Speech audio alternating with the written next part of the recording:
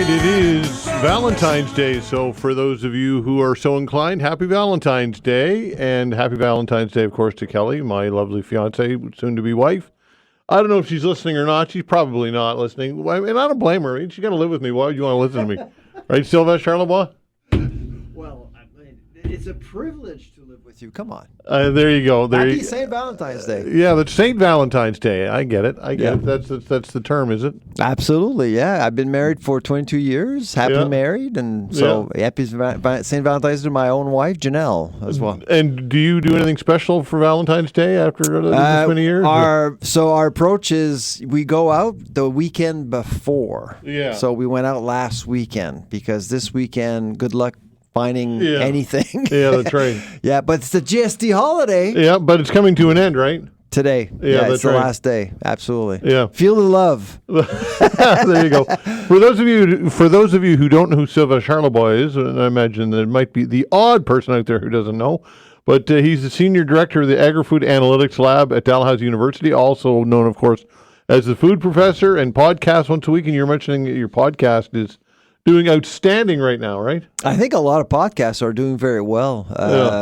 And because I've been talking to a couple of people who do produce podcasts, and there is a bit of a Trump effect going on in the podcast world. So what do you mean, Trump effect? Well, a lot of people feel that podcasts has actually helped him get elected last fall. In the U.S., a lot of companies are sponsoring podcasts now, in Canada as well. Yeah. And different politicians are actually going on podcasts, business folks. Well, some say Kamala Harris made a big mistake by not doing some podcasts that she should have done. You know, a missed opportunity. Of course, Joe Rogan being at the top of that list and able to 10, 20 million people. You know, even and I tend to agree.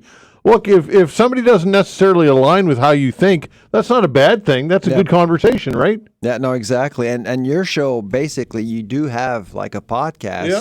Not everyone is available to listen to your show like right now. Right. But later, during the day or at night, they can listen to the Todd Veinotte show. Yeah, that's right. So podcasts are really practical for that. And you can pace yourself. You know, certain people want to listen to certain interviews. Yeah. And so you can select. And the expenses, as opposed to traditional media, in which we're traditional broadcasters, I mean, the costs are negligible, comparable. Oh, absolutely. Yeah. And so it's been going very well. And every time I travel, I hear about our podcast. And I mean, our goal is to be influential in the food industry. So we have CEOs, C-suite folks coming on our show as guests, and it's always a privilege to actually have them on. Okay. All right, so let's talk about some things going on. Of course, in the United States, you mentioned Donald Trump. There's a Buy Canadian movement going on right now in the grocery world, but that's we've already been kind of doing that, have we not, here in Atlantic Canada? Oh, absolutely. Yeah. I just hope, Todd, that we're actually buying Canadian because we want to buy Canadian, not because we're against or we're reacting to the new tenant in the White House. There's a lot of anger around the 51st state, and I think justifiably so. Oh yeah, but I've been hearing your callers, and it's been therapeutic. Yeah, exactly. I think you're the therapist for Halifax, Todd. Yeah, that's right. Listening to the anger and rightly so. I was actually in Mexico last week, and one Mexican farmer gave me this observation, which I thought was really interesting. He said, you know, Canada, you're going through our wall moment. Because in 2017, Trump insulted Mexicans with the wall, and they're going to be financing the wall and the immigrants. They were really upset. And at the time, there were boycotts against America in Mexico. Not anymore. I mean, the attitude I saw there, and I was actually there the day that that tariffs were delayed, that there was a reprieve. And so Mexicans actually had a reprieve, and 5 hours later, Canadians actually got the same deal. And I saw Mexicans, they have more resolve. Like they're approaching this with no emotions at all. It's just Trump. That's it. And in Canada, and I was with Canadian grain farmers in Mexico, they're way more. We're very emotional about what's going on right now, and for obvious reasons. Yeah. Okay. So tell us, I guess, how might tariffs impact people's grocery aisle list? We don't know.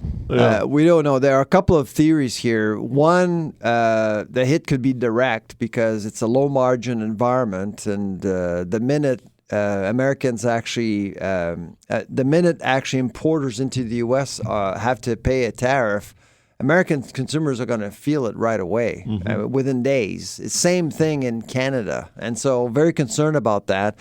But I've always believed that any regime in the world is not stupid enough to apply tariffs on agri-food and food in general, because it is the quickest way to become unpopular.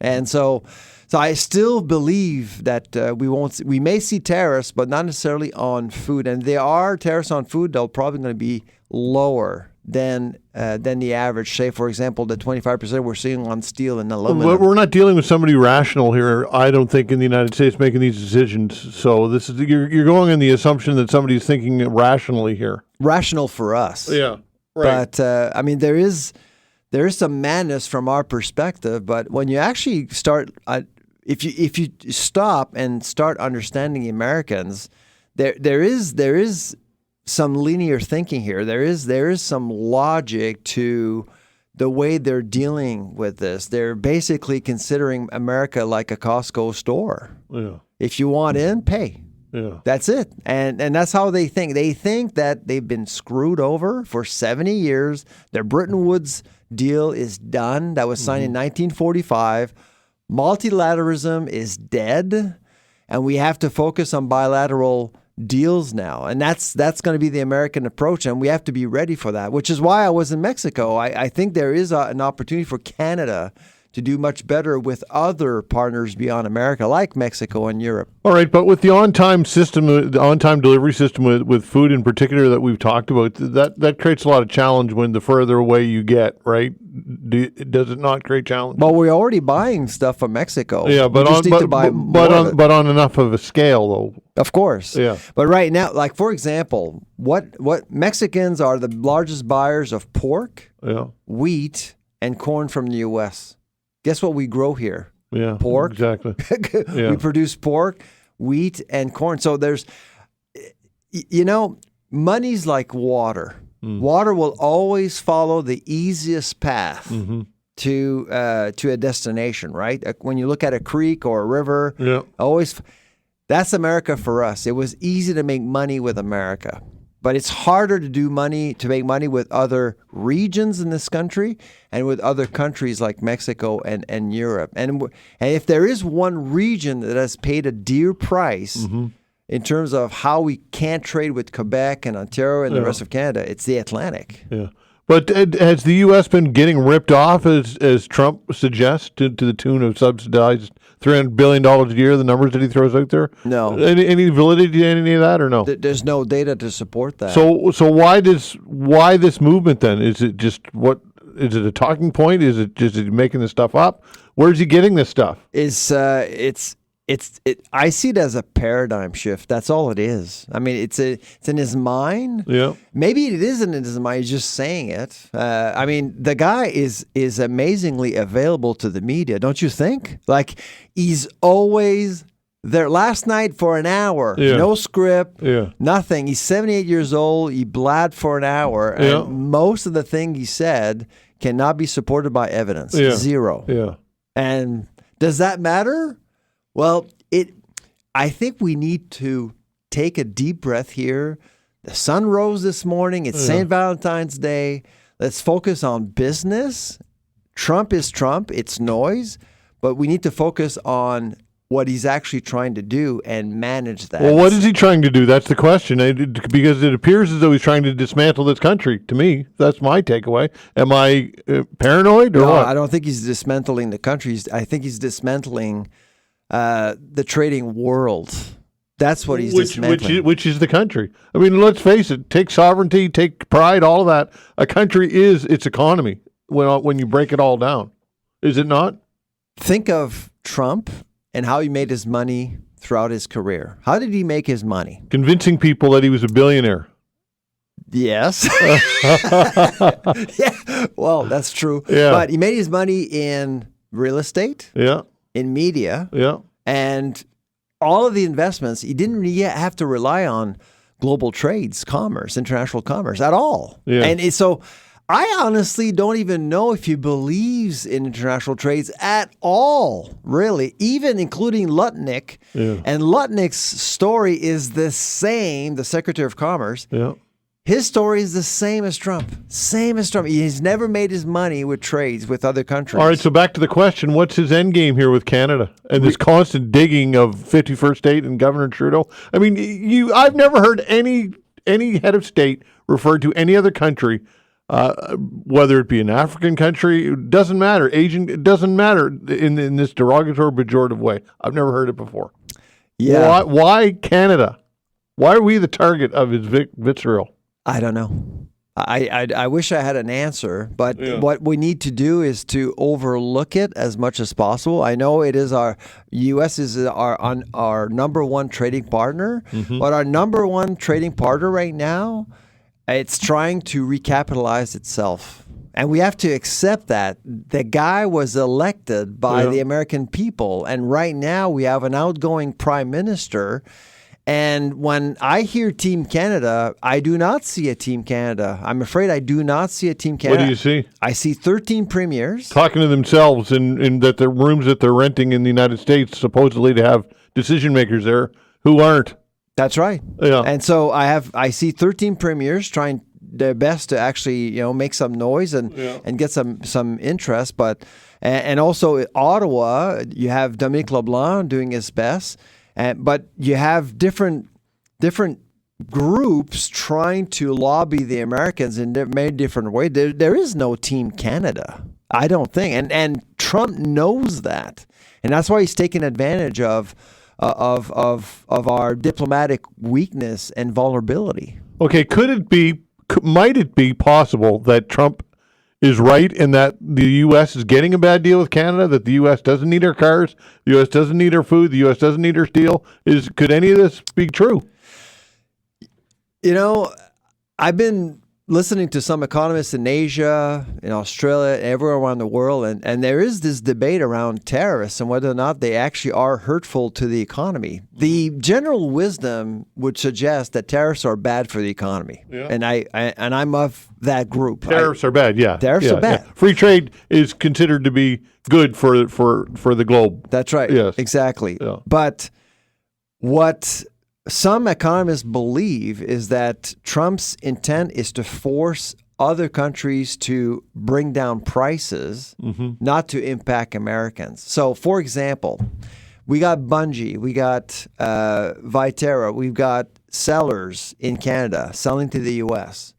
And I think the gamble he's making by applying tariffs on these products going to the U.S., he's going to be forcing some companies to readjust margins and lower prices so they can keep their American customers on their balance sheet. Yeah. I think that's the gamble. For some economists, I think that's the gamble he's trying to make. I don't believe that. I still believe tariffs will actually hurt Americans and Canadians as well. But I think some people, and I would suggest that probably Trump would be in that category, he doesn't believe tariffs are actually going to hurt Americans. All right, so what do we do? Do we just say, okay, let's roll the dice, let this play out, and it's going to take time, but you'll see, Americans, this isn't going to be good for you, and you're going to not like it, and then the political winds will turn. Is that the way? Is this a war of attrition? I think. I mean, you got the noise come out of Washington, and there's so much you can do about that. He's going to continue to say ridiculous things, and I think we need to push that on the side and look at ourselves. How so? Canada is a mess. We can't trade amongst provinces. Let's deal with interprovincial trade barriers. Yeah. And it was actually part of my op-ed in the Chronicle this week. Yeah. If we don't tackle interprovincial trade barriers, we'll continue to be a very weak confederation. And we haven't really talked about this as a nation until now. So we needed a bully out of the White House to remind us that we still have a lot of work to do within our country. And, of course, diversifying and selling to other countries is essential. But the bottom line right now is that we need Ottawa to have a strong mandate to negotiate, and we don't have that. Yeah, we don't even have a prime minister for all intents and purposes at this time. That's right. So once we have, and I don't care who wins. We need a government with a strong mandate to negotiate with Mr. Trump. I don't know, but you say negotiate. I don't know where negotiation even enters the equation at this point. I don't see somebody who's willing to have a negotiation. Well, instead of going back and forth with tariffs and different conditions, and every day is a different story coming out of the White House, I would suggest probably with Ottawa to go in and start negotiating a new trade deal right away. Because Trump is saying that the trade deal he signed himself, which he's not honoring. Right. And so Premier Legault, Premier Ford, Premier Smith, they've all said it's time to renegotiate instead of playing around with tariffs temporarily. And for business, it's bad. Uncertainty is the worst. So by going in and say, listen, let's pause on everything and sit down and negotiate a new trade deal. And we can't do that until we have a strong mandated government. This email from Mark, it says, I'm so glad you had the food professor on to calm everyone down on the noise around Trump. He was insightful and extremely grounded. We need to stop trying to figure out what he's thinking and clean up our own act. So there's a fan of yours. Bravo, Mark. Exactly. Yeah. I think I've been listening to your show all weekend. I know that people feel very angry, and I can't understand. But I think we need to stop listening to Donald Trump and start focusing on our own issues as a country and be more strategic about trades and the economy. Yeah. Okay. Sylvain, thanks for coming in. Thanks for the treats, by the way. And we'll see you again. Take care. All right. Sylvain Charlebois, the food professor. We'll be right back. All right, joining me here in studio is Duncan Robertson, Canadian Federation of Independent Business Director of Legislative Affairs, Nova Scotia. Duncan, thanks for joining us. Thanks for having me. All right, so a big day, the throne speech, I think just has already happened. Yep, I was listening to it on my way here. You and 5 other people? yeah, big audience. But yeah, no, it was good to hear the new Lieutenant Governor in his new spot and a promise to reduce that small business tax rate. Of course, it's a 4-year document. Yep. We need to see that happen this year. So that's kind of what we're focused on in the next few weeks. Okay, what is the business tax rate right now for small businesses? Yeah, right now it's 2.5%. It's tied for the third highest. We would like to see it originally dropped by 1.5%. Government came out in the election reducing it by 1%, which is a good first step. We would like to see that brought forward as soon as possible. We also saw the NDP and the Liberals also promised to reduce the small business tax rate. So with that all-party support, we would expect that the next window for that to happen would be the budget, and that would be the best way to provide the most support to small businesses. And that's on all revenue up to $500,000. $500,000. We also would like to see that eligibility limit increased to $700,000. Yeah. It sounds like government is also supportive of that. But again, it's when will that happen? And we just want to see some clarity, ideally in the upcoming budget. So obviously that revenue, that costs money to make that revenue in the first place. You need to buy the products and you need to pay people to sell it or manufacture it or whatever. So that's really tax on tax in a way, is it not? Yeah, and it's been really difficult over the past few weeks, to be honest, with the uncertainty as well, and the cost of doing business, like you cited, going up, payroll costs going up too. So ensuring that we're supporting local, the government has said they want to take the no out of Nova Scotia. Well, we hope they say yes to introducing some of these policies, particularly cutting that business rate this year to provide that financial support to small businesses. Okay, what else are you looking forward to, or are you looking for in this session? Well, of course, we're sure that tariffs are going to be a big topic of concern, and we're already seeing some impact just around the uncertainty. We're seeing some small businesses, lose out on some of their American deals. Consumers waiting, seeing what's going to happen. Mm-hmm. Also, increased costs of goods on the demand side as well. So there's impacts right now. So again, providing that support through the small business tax rate would be good, but also ensuring that we're able to trade, effectively with ourselves in Canada. Sylvain Charlebois did just mention that, and it's something that we've been focused on as well, ensuring that we can, work, collectively throughout Canada to mitigate that financial impact that tariffs could have. How much concern is out there right now amongst business owners when it comes to what's going on south of the border and these tariffs and counter tariffs and all the unknown? Uncertainty is never good for business, right? No, and that's just the thing. If they happen, if they don't, but it's the uncertainty. It's not being able to have certainty impacts your ability to invest in your business.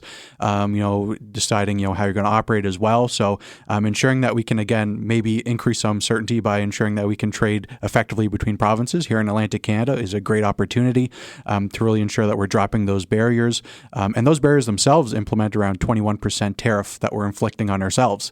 So eliminating that would definitely be a benefit to all businesses as well. How about minimum wage that's set to increase quite a bit, substantially? We talked about that a couple of weeks ago already. What's the ask when it comes to minimum wage?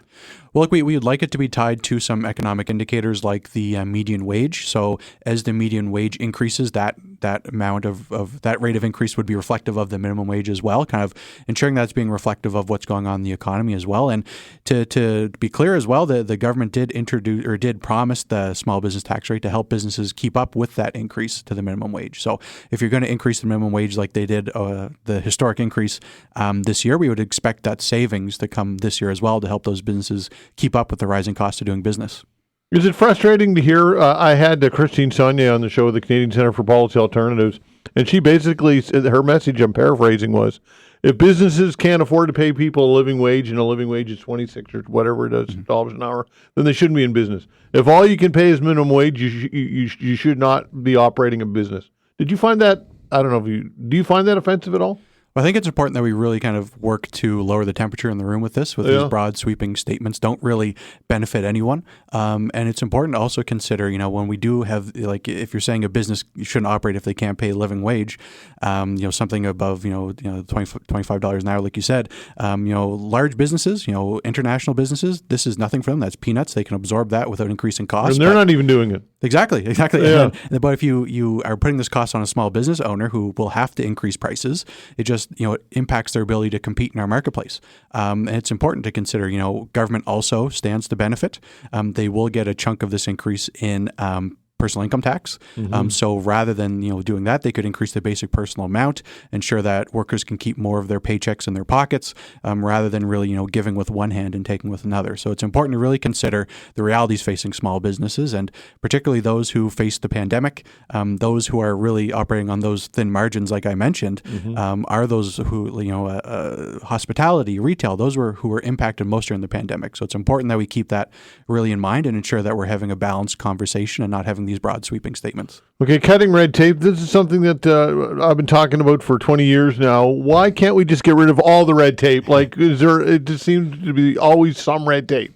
Yeah, well, there is for sure. When we look at regulations as well, if we consider that like 100%, around a third of that our members cite as red tape. So there is opportunities out there.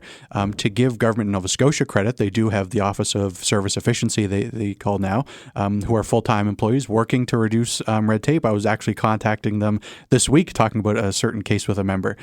So it's good to see the province focused on that. We would like to see the federal government focused on that, the municipality focused on that, to really ensure that we can cut that red tape, which we estimate collectively costs our economy around $18 billion. Okay, and Nova Scotia Power to publicly publish an annual rolling forecast of electricity rates up to 2030 and update this forecast annually. And this all falls into, of course, the uncertainty, not knowing, right, and being able to plan. Exactly. And this is something we've been calling for the past couple of years, ensuring that small businesses can look ahead over the next few years, be able to plan for that increase. For any increase, whatever it is, they need to be able to plan ahead. It has to be sustainable, and ensuring that they can, change their operations as they need to keep up with those increases. Duncan, always great. Thanks for coming in. Appreciate it. Anytime. Thank you very much. All right. You got it. Duncan Robertson, Canadian Federation of Independent Business, Nova Scotia, Director of Legislative Affairs. Tim Powers, when we come back.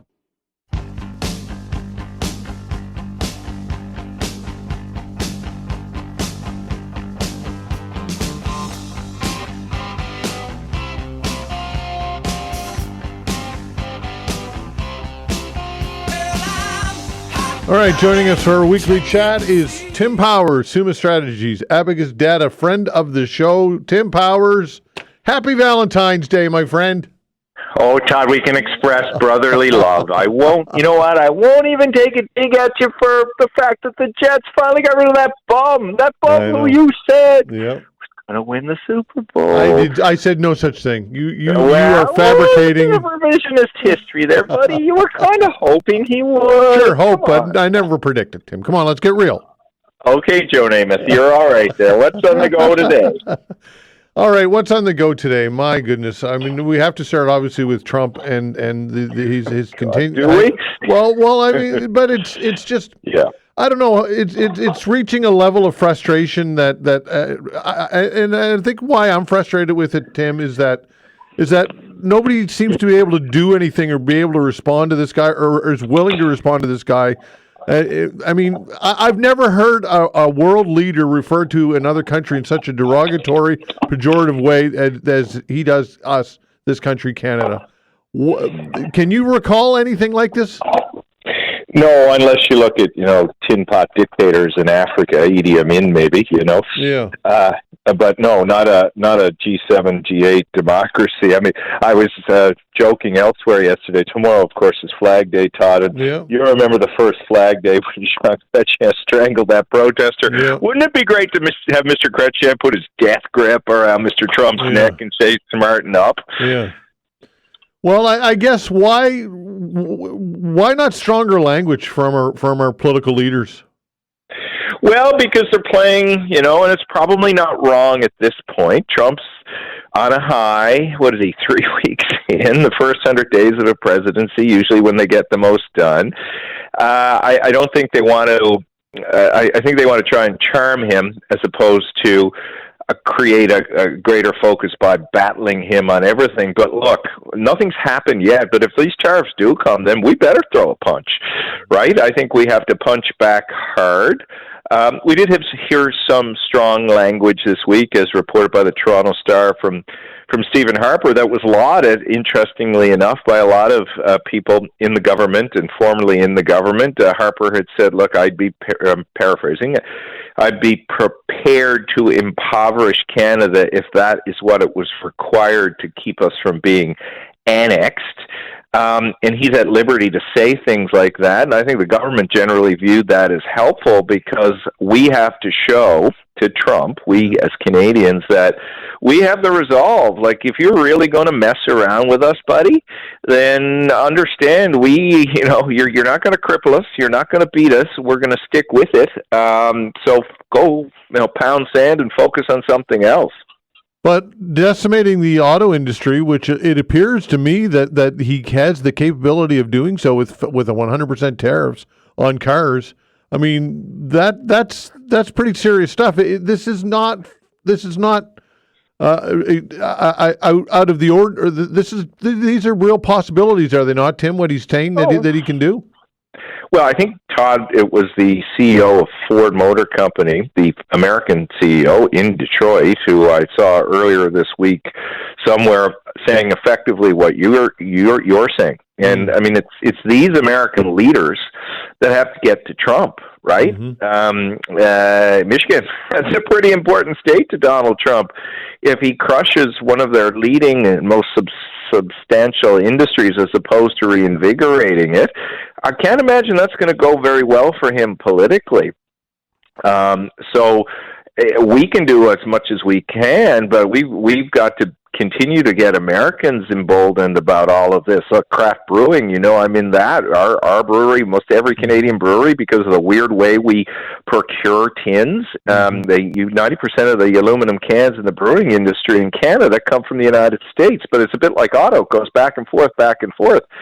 Our national industry is worried. The American national industry is worried because they're not sure how these tins will be classified, what it means to them. So more American industries that become worried, that employ a lot of people in states where Trump is promising to make America great again, and all of a sudden it's a lot worse, is not going to work for him. But we all may have to go to that pain point for him to realize that,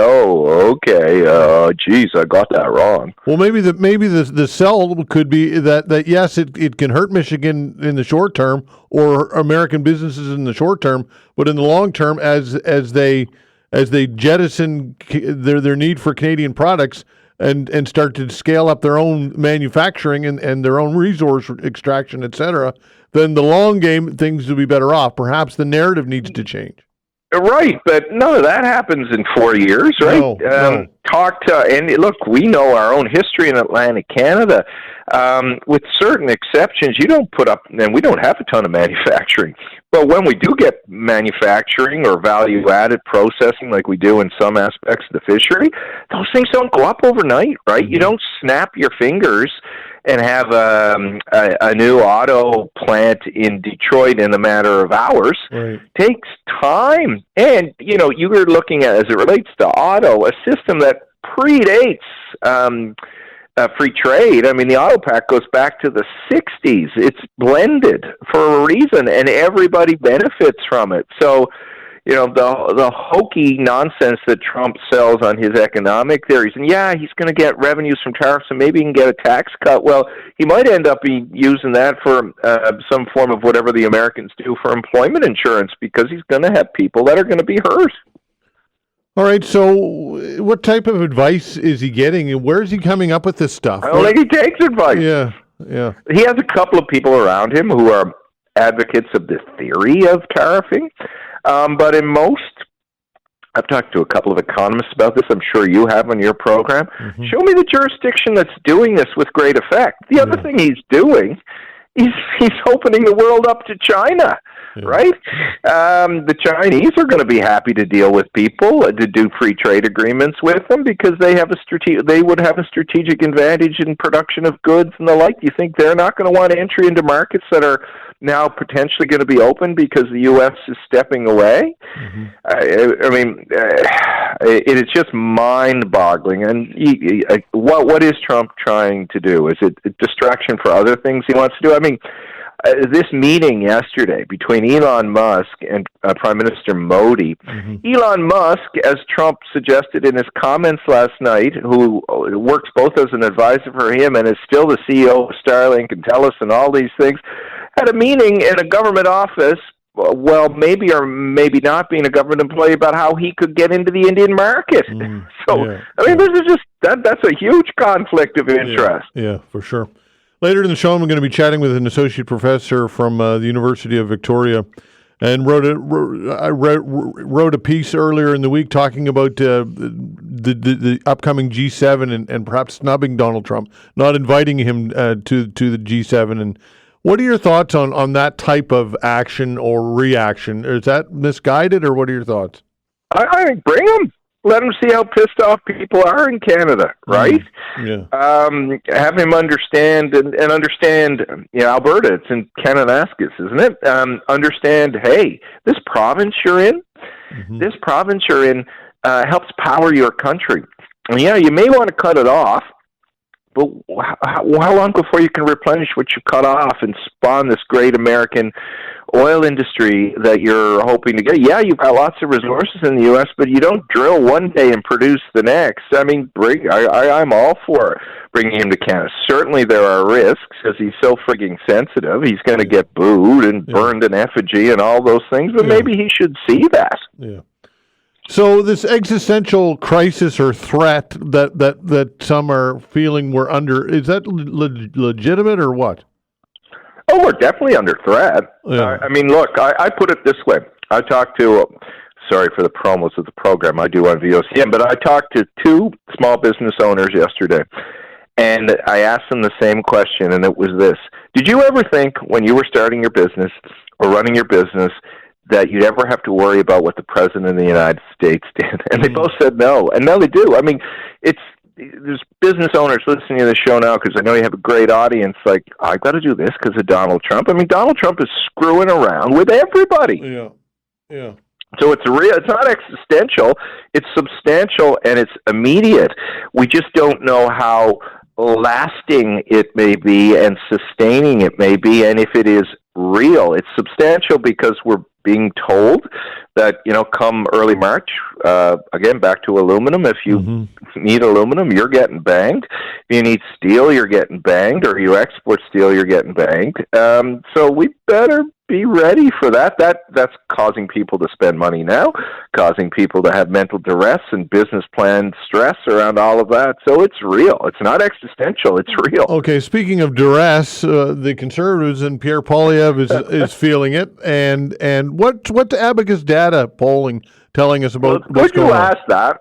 Yeah. The Abacus poll that went out last night, let me get the number right, 46 for the Conservatives, 27 for the Liberals. So Abacus still has the Conservatives with, a 19-point lead. Mm-hmm. There definitely is some movement in the Liberal numbers for sure, because you'll recall we had them as low as 21, so at least in our poll I think we have them up by 6 points. There is no doubt there is movement. There is no doubt there is volatility. Historically, around leadership races, particularly leadership races when the Liberals are in opposition, you see a bump, and the Trump effect. So there's a lot of things that are swirling and making numbers move around. So if you're the Conservatives, and Pierre Poilievre, as you know, has his big rally here in Ottawa tomorrow, which would be sort of important for him because he's advanced the thesis that Canada is broken, but the rally tomorrow is about Canada being strong. You got to be paying attention to this. We also know history, Todd. You and I are old enough to remember, though we were kids. Yeah. John Turner had a massive lead when he got elected as Liberal leader in 1984. Then he got his butt kicked. Kim Campbell had a massive lead in the polls. She got her butt kicked. And Stéphane Dion had a lead after he won the leadership race, and he also got his butt kicked. So it's just a lot of volatility, but if you're the Conservatives, you shouldn't dismiss it either, because people they're worried, they're concerned, their anger has sort of moved, it seems, a little bit from being focused on the Liberal government to being focused on Donald Trump. So how do you play in that space? Yeah, absolutely. So what about, I think it was a Leger poll earlier this week said if, in fact, Carney wins, then that would put them virtually Leger at a dead heat. What are your thoughts on that? Yeah, and I talked to Andrew Enns, who I know very well, who did the poll, and he said, look, what he is seeing right now is Liberals are coming back. The NDP is bleeding, and we have that in our vote. The NDP is losing a little bit of support there. Don't dispute what Leger found. We didn't test in our numbers that 46-27 number. Again, who could be leader of the Liberal Party. I think there are a lot of people now who, at least when they're being asked by pollsters, are open to new Liberal leadership and Mark Carney seems to be the best representative for them of that. That's why you also heard Mark musing yesterday that, hey, if I win, I may go to the electorate early. That'd probably be very good advice that his team is giving him, because he wants to get out and get this done before he gets defined by the Conservatives. So don't disbelieve Leger's numbers. I think they reflect also, a fact that people are shopping around. There's different sampling methods, but we're not going to bore the audience with all of that. That sometimes skews the results one way or the other. I don't mean the polls are bad. I just mean they weight heavily one way or the other. But, certainly Mark Carney, or the Mark Carney the Canadians hope they see, is doing better than anybody in the Liberal ranks at the moment, including Chrystia Freeland and, of course, the departing Prime Minister Justin Trudeau. Tim Powers, always great. Thank you so much, my friend. Happy Valentine's Day. Oh, Todd, I have to say this before you go. I'm glad that the Leafs did something useful and Mitch Marner scored a goal that won Canada the game. Look, I'm glad one of your teams showed up, buddy. You have a good weekend. Okay, pal. Take care. Bye. Tim Powers, Summa Strategies, Abacus Data, friend of the show. Homeowners brace for higher insurance rates across Canada. We'll talk about this when we come back.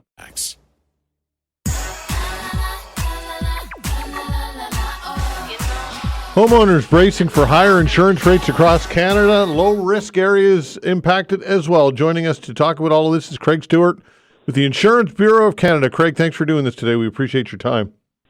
Good to chat again, Todd. All right, so in a world of risk, and we know that the insurance industry is, your whole world is about assessing risk. This is becoming more difficult and more complex all the time, right? Yes, the events that we've seen in the last few years, insurers are pretty proud about modeling risk, and our models have not predicted what we've seen. Whether it's the events in Nova Scotia, the floods and wildfires, or what we're seeing essentially across the country. All right, so eventually that hits a certain point, and that's going to impact homeowners' rates, obviously, and that's where we're at? Yes, it's worse in other parts of the country, to be honest. So after the wildfires in Nova Scotia, you may have seen a little bit of a tick up, a couple of years ago, but that's settled down now. So the pressures aren't as high in Nova Scotia or in Atlantic Canada generally, but in Western Canada, that's where the pain's really being felt because the scale of the events that we've been seeing out there, in particular, year after year, put pressure on rates. Okay, how and I suppose the more these things occur, then the risk continues to go up. It's a numbers game, right? It's a numbers game. That's right. So I mean, there's several factors actually. So if one, we're paying out billions of dollars. Like last year, $8.5 billion insurers paid out. By far the highest year on record. Wasn't due to any single event. It was essentially 4 big events across the country that drove those losses. And if you compare that, I mean, we've been ticking up. In 2019, $1 billion, 2020, they paid out about $2 billion, 2021, $2 billion, 2023, $3 billion, and then this jumped to $8.5 billion. So you're seeing this rise, this trend, and that's really what, insurers price risk when they're paying out that much in claims. It's just showing that Canada's a riskier place to live, work, and insure. All right, and at some point, insurers would they turn from a particular jurisdiction just too much risk? Well, we're seeing it in the States, right? We're seeing it in California. Insurers pull out of California. We have seen it in the past in Louisiana and Florida. Right now, in high-risk flood zones across Canada, very difficult to get insurance, at all if you're in the top 10%. That's basically living in a floodplain. But so far, thankfully, insurance is widely available for wildfire, for core home insurance. You can still get that pretty well anywhere. Okay, so projecting moving forward, assessing risk. How do insurance companies cover their end? Well, the message to governments has been you got to invest in risk reduction. Like if you're going to develop develop more homes in high risk wildfire zones, high risk flood zones, you can only be doing that and expect insurers to cover those homes if you're going to invest in risk reduction. If you're going to fire smart communities, and for existing homes. We need programs, government programs out there to help homeowners basically windproof their homes in Atlantic Canada, fireproof their homes if you're in a high-risk wildfire zone. So governments have to take more responsibility than they have to date. Halifax has done a particularly great job. It's a bit of a model across the country because of the climate program run there.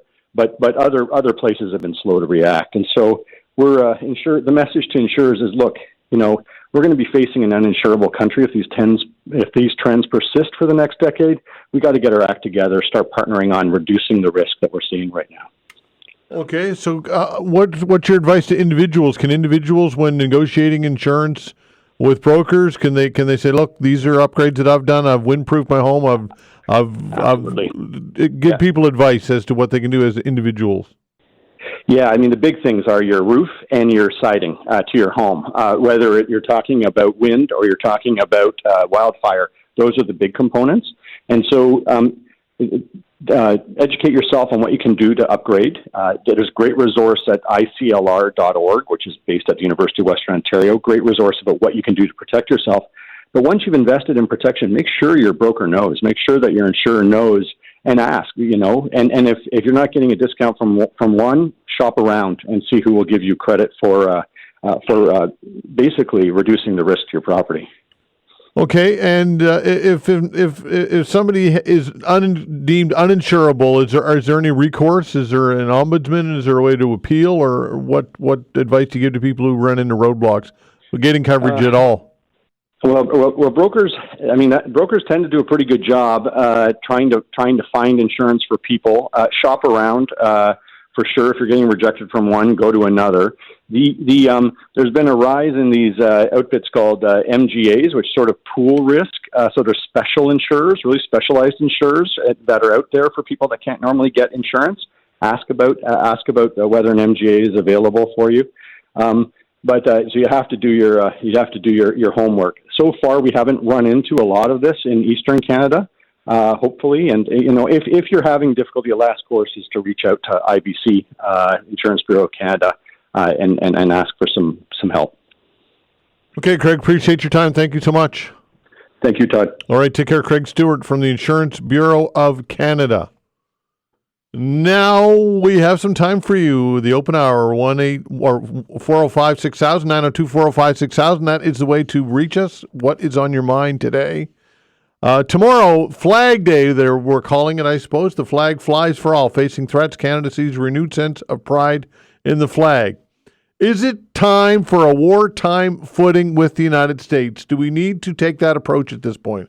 With a hostile U.S. President, Donald Trump, who at this point isn't even really recognizing us as a sovereign state, suggesting that we only exist because the United States allows us to exist. So what about responding with national pride and unity? Is this something that you think would be a benefit? Or what are you doing in order to be a part of that? Are you doing anything to become a part of it?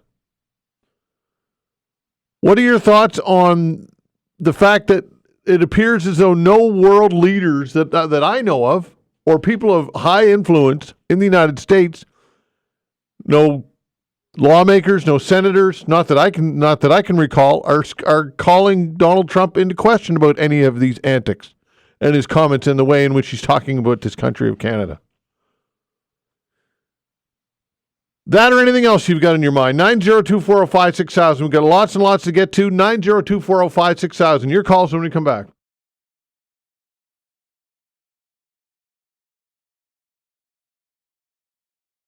Thanks.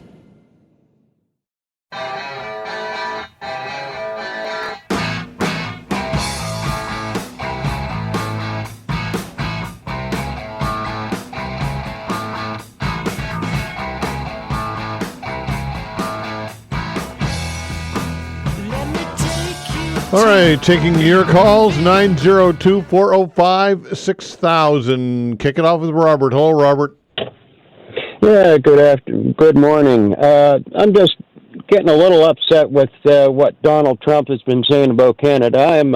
I'm a pure Canadian and love being Canadian, and I think if anybody that's dishing us and putting us down should step back and look at our history. We've been kicked down, put out, and everything else, but we keep coming back stronger. Now, as for the border, the reason why Donald Trump would like to have it stronger is to keep the Americans from coming up. He's all scared about Canada because of what we have and what they don't have. The third thing that I'm looking at, as you look at the economy down in the States and what Trump and Elon Musk have been doing down there, in another month, there's going to be so much problems going on down there that all the Americans are going to be trying to get up here. And as for making stuff Canadian, we used to be that back before Diefenbaker. And that was around before the Arrow. When Diefenbaker got in, which is a conservative, basically destroyed Canada right from the get-go. And as for Poilievre, all he is a Trumpy in disguise. I know that there's going to be a lot of feedback on this, but I'm kind of like blowing off right now because I've been listening to this for the last 3 months, and with Trump's tariffs and that. And like I said, if everybody stood up against the Americans right now, every single country that he's planning on putting tariffs on, the American dollar will drop so fast that it will be less than a peso. All we got to do is stand up together. Yeah, the U.S. has got this, but they've got nothing. They are relying on everybody, every country, to support them, not the other way around. And the Americans are going to wake up in another 2 weeks, and they're going to find out that Elon Musk has got all the money, and they've got nothing coming in for their old age pensions or anything like that. They're not. It's amazing on how dumbed down they are down in the States now. This is the reason why they were doing so much book burning the last 4 or 5 years down there, is to get rid of all the information, making themselves think that they're so great. Okay, Robert, thanks for the call. 902-405-6000. Joey, hello. Hey, Todd, how are you? I'm well. You? Happy Valentine's Day. Yeah, you as well. To everybody out there. Yeah. A couple of perspectives on the U.S. What I look at it is U.S. is landlocked. So the only way they can expand, as any authoritarian tries to do out there, is to take over. And so, I would not be surprised if Donald Trump gets a map remade with Canada being labeled as a 51 state. Whether or not we do it, it's him proclaiming another victory. What do you mean landlocked? What do you mean landlocked? They got oceans on both sides of the continent. No, but they can't go north or south unless they take over something. Yeah, okay. Right? Yeah. Putin invaded Ukraine, which is their neighbor. Yeah. China is looking to invade Taiwan. These are both communist countries where they just take over. And Donald Trump is trying to do that. That's the only action he wants, is to be viewed as that authoritarian. And I think what's going to happen to the U.S. economy, as they put these tariffs on, the world will come as a free zone for trading amongst them, and try to do less trade with the U.S. And I think that's what's going to happen. And he's hoping that he's going to get manufacturing jobs there, but I think they have to create some jobs in order to get some of the products. Because I think people are just not going to sell that product to them. They will find another different market around the world because of all of these tariffs. And I think that's one of the things that's going to happen, is that's his plan. And what he wants to do with all of this tariff revenue is then give the U.S. consumer a tax break. There was one of these election events, Todd, he was asked a question about, can we reduce the cost of daycare? He never answered it, because it doesn't matter what the cost of daycare is, the revenue you will get will be much higher to offset that. And so he's believing that the tariff revenue will help reduce the tax base for the U.S. Well, maybe so, but the tariffs are ultimately paid for by people in the United States. That's who ultimately will pay the tariff. So... No, but when we import it, it goes to the government. The government's then going to take that money. Yes, I get that, right? but the consumer will pay a higher price. But the importer, whoever is importing the product, is going to pay that, and then they have to then turn that over and recoup that money through their customers. So right, ultimately the Americans are going to pay more for products through this plan. Absolutely, but I think the offset in his mind is a tax reduction that will be bigger than what that anticipated cost increase is. And he wants to do that because he doesn't want to increase the debt or anything, and that's how he's going to get the U.S. those tax cuts. Voodoo. I call that voodoo economics, Joey. Oh, absolutely, Todd. Because if many people stop trading with them, there's no revenue. Yeah.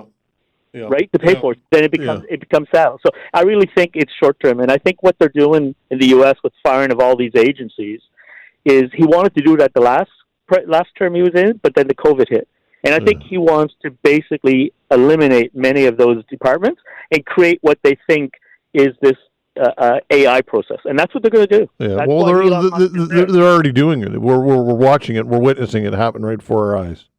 Absolutely. I mean, look at how many departments he's gone after. And I think the next one is going to be, Department of Defense. And I think one of these days he's going to attack the LGBTQ group, and he's going to say, like, their marriages are not recognized. Well, yeah, absolutely. That's next for sure. That's next. Yeah, Joey. Yeah, but I think that's his motive. I think he wants to change the map without doing a war. Because if he invades Canada, he's invading NATO. All of the other NATO countries will then go attack the U.S. because we're part of NATO. Well, ostensibly, but I doubt it. But I think you make a great point in that if you can put Gulf of America on a map on Air Force One, and suddenly Google will fall in line, and a Google search will then why not have that 51st state Canada thing? You're absolutely right. That could be next easily. Well, Google already changed the Gulf of America, exactly. So what's next? And I think you're right. If he continues to call us the 51st state and Governor Trudeau, and that becomes more legitimized in the United States, then eventually that's just how it'll be. Yeah, and I mean, your other caller, Todd, I think nailed it on the head regarding Poilievre. I think many of those things he believes. He only believes in two different sexes, male and female. I think he's got a lot of that vision of what Trump has. And I think as more of these policies come out, they're going to axe a tax. The Liberals will axe a tax in the next month or so. Yeah. Whoever's going to be the new prime minister will axe it. So that'll be gone. So that won't be on the table anymore. Right. And it'll be trying to understand how Poilievre is not Trudeau in disguise. Yeah. And I think that is what is causing a lot of concern because of some of the things he's saying. And I think that's going to be the concern regarding the Conservative. And they've had this massive lead for so long, but I think the temperament of the country is changing a bit. As more and more of these comments come out, people are concerned. Yeah. Okay. Thanks, Joey. Appreciate it. Take care. 902-405-6000. Nicole, hello. Hi, Todd. How are you? I'm well. You? Good. So you had Sean Kirby on yesterday. I did, yeah. You did. A couple of threads that I'd like to pull on, specifically some direct quotes that he said that I think are worth a little further exploration. Okay. I think it's also important to realize, like, up here we use like executive director of an association, but I think for all intents and purposes he is also a lobbyist. So we have to take that perspective when we're taking what he says. But if you go yesterday to the recording from yesterday's show at 15:06, he makes a very interesting claim. So he says, quote, "To be clear, it's not expropriation at all. It's just the government requiring that the landowner allow the company onto their land." Mm-hmm. That's a bit of a word salad. Mm. Then he goes on to say, at the end of the day, minerals are owned by the people of Nova Scotia. The government holds them on their behalf. Ultimately, it's a resource owned by the people. So, like, let's pull on these threads a little bit, right? Because the other claim that he was making was that the reason that they exercised this particular Section 26 is because we were dealing with a German foreign landowner and a foreign mineral company. Well, if Nova Scotia is so lithium rich, why are we setting a precedent around payment on lands where, one, the German firm is not being released? So we actually don't even know if there's a conflict of interest sitting behind the German company and the mining company and any backdoor deals that could be done there. We don't actually know what that looks like. Why wouldn't they want to set a precedent using land that's owned by either generational Nova Scotians or the Mi'kmaq? Why are we setting the precedent in what appears to be a little bit more strategic way? Mm-hmm. Because by his admission, we have a mineral-rich province. So I thought that was interesting. And also, if it's true that the people of Nova Scotia owned the rights and the government is holding them on our behalf, well, I didn't ask them to do that. Mm. And when I became the age of self-determination and majority, why do I not now have a say? So by his quote, where he says that the government holds them on our behalf, that would indicate that when we're looking at the minerals of Nova Scotia as a trust relationship, the people are the executors and the beneficiary, and the government's only the trustee. Well, if that's the case, then the trustees have to follow very specific agreements to be able to carry out the wishes of the So, Nicole, if I may, you're obviously well versed in all of this and passionate about it. What is your interest in this? What for disclosure? What is your takeaway here, or what's your vantage point here? My vantage point is that we don't actually understand what's going on because we're listening to surface level conversations and we're not actually hearing the words that people are using. And then we get blindsided down the road saying we had no idea this was coming when the blueprint has been laid all along. And if we actually listen to what people are saying instead of making assumptions over what we think they're saying, we actually get to the root of the issue much quicker. So the purpose of my conversations with you and why I'm interested in having these conversations in the public square is just to add a different perspective so that instead of being emotionally charged and hearing everything through our own emotions, that we actually cut away all assumptions that we have and we get right to the definition of the words. Because at the end of the day, what's written in black on white on paper is what stands in a court. So in the interest of time, basically, to paraphrase Sean Kirby, if you're a landowner and the government deems that you have minerals that would be in the best interest of Nova Scotians to be developed, then they're going to take them and they're going to do what they will. Is that paraphrasing what your thoughts are? Well, that's exactly what he said. Now, he didn't say that there's expropriation because he's only talking about exploration. He didn't talk about step 2 and 3. Mm-hmm. He stopped at step 1.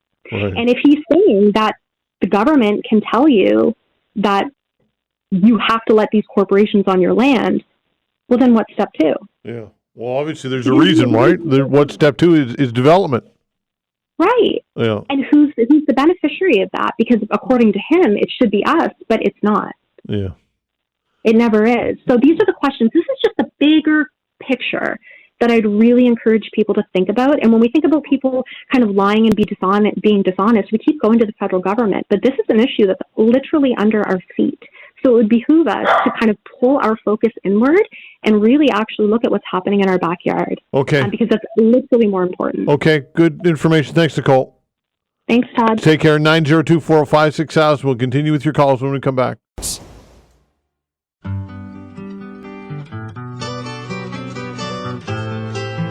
All right, taking your calls, 902-405-6000. Dave, hello. Yes, good morning, Todd. Good morning. Pride Flag Day tomorrow, correct? Yeah, that's correct.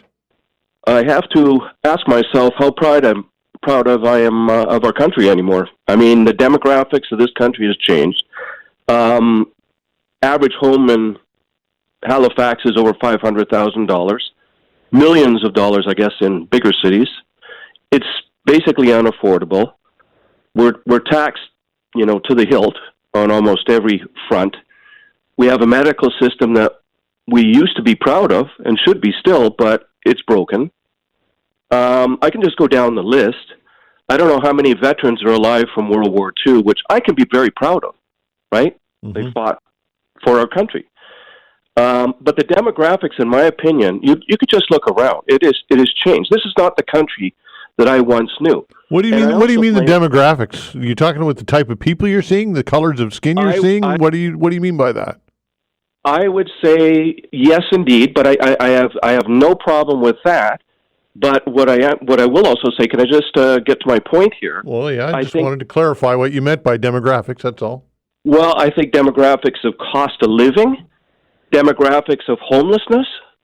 I don't know. I don't know if demographics is the right term you're looking for when it comes to this. Well, I would say demographics of homelessness. Absolutely. I mean, we have villages of homeless people, right? So, yeah, but okay. I will say, yeah, no, I because it is a touchy subject, of course, and I don't want to go there. But like I said, I just don't know. I've lived across this country. I've been able to travel around the world quite a bit, and I would say around the world, you're also seeing change. I mean, look. European Union has changed Europe. We shouldn't be so surprised. Maybe there's a geographical shift. Let's just take Trump out of the equation over the last 4 years. We have been suffering in this country for 4 years solid, and I don't think we've come out of COVID quite yet. We're still floundering business-wise, I think. We're still trying to get our footing back. But let's just say, things have absolutely changed. There's no doubt about it. And I wish I could say I was still proud in the flag, and I kind of am. But to be honest with you, I think, and I think also, too, Todd, we have a military that is in disarray. There's no doubt about it. My son's in the military, and we have the largest water as far as oceans that surround our country. We had a Chinese balloon fly over the U.S., I guess, a couple years ago, yeah. Surveilling, obviously a spy balloon, and they're on the move as well. So if we are not capable of protecting our own country and having to rely on the United States to protect us, I mean, there is a case in point there that if we only have like 3-4 submarines, if they're functional, to protect the north region, where I think is going to become very vulnerable in time. And I think Putin's already planted a flag up there. Yeah.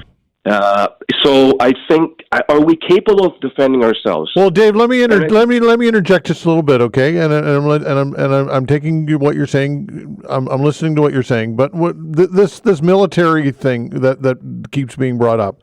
One of the challenges that we have here in this country is that we're 40+ million people on a massive geography, the biggest, second largest land mass in the world next to Russia.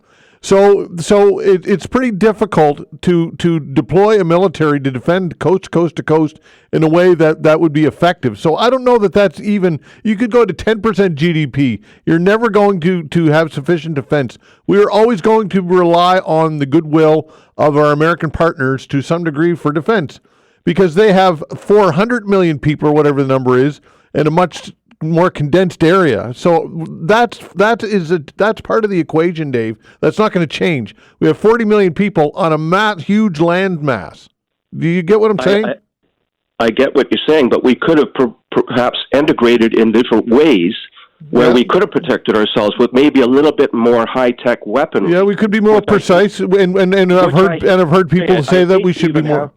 Go ahead, sorry. I hate to say even having to pour money into the military. We should be putting it into education, what have you, other things. But let's be real. We could have invested our money a little more wisely, but instead we've been fighting over what we need or this or that, and politically things got involved. But can I just say one more thing? Okay. Sylvain Charlebois that you had on this morning. Yeah. I like what he said. I don't want to misquote him, but he said Canada is a mess.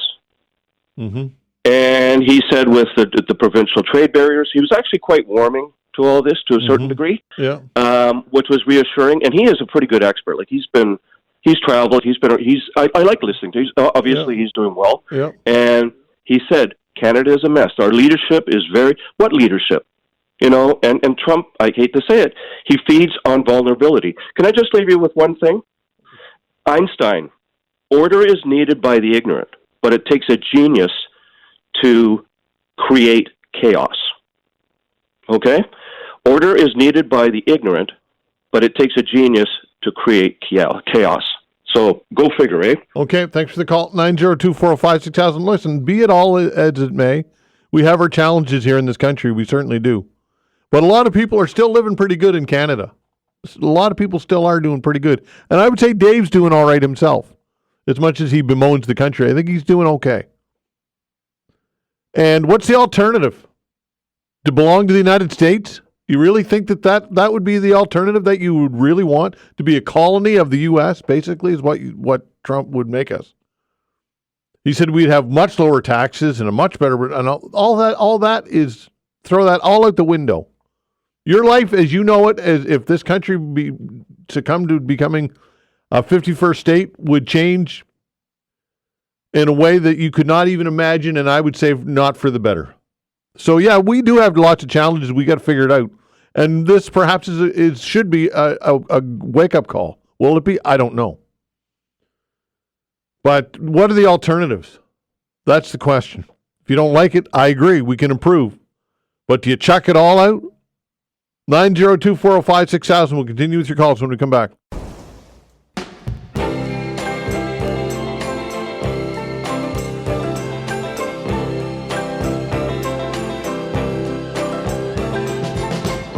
All right, continuing with your calls, 902-405-6000. Shall I or shall I not? I shall. I shall talk to Sean. Sean, how are you, my friend?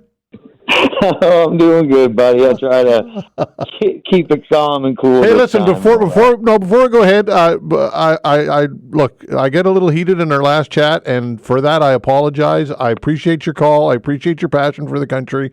I know you're a good guy, so I apologize to you.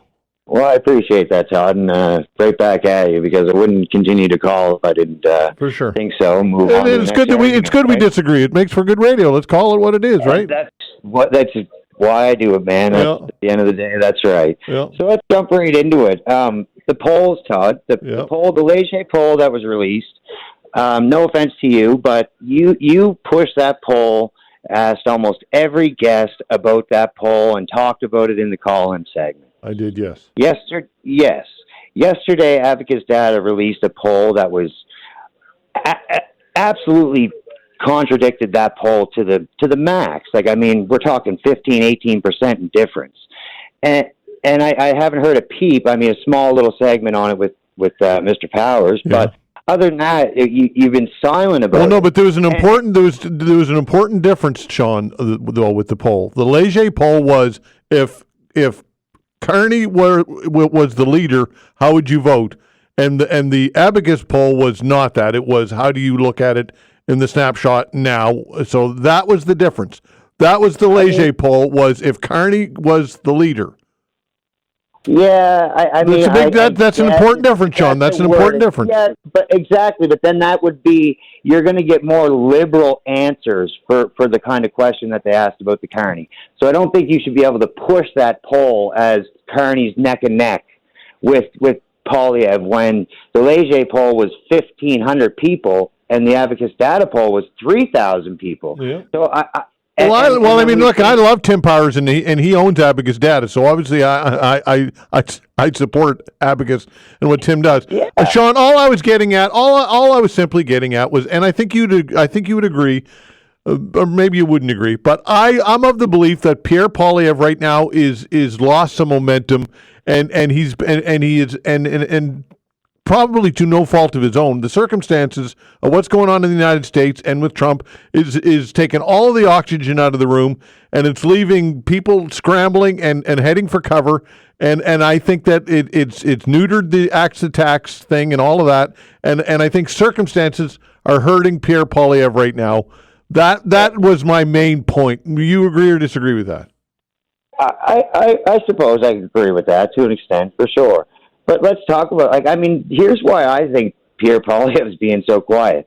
I mean, every time Mark Carney speaks, he's writing attack ads against himself, which was Wednesday, which I really encourage people to go listen to his Kelowna, BC rally of 30 people he had there on Wednesday. Yeah. Because he said a lot of things in that, Todd, that the media didn't talk about.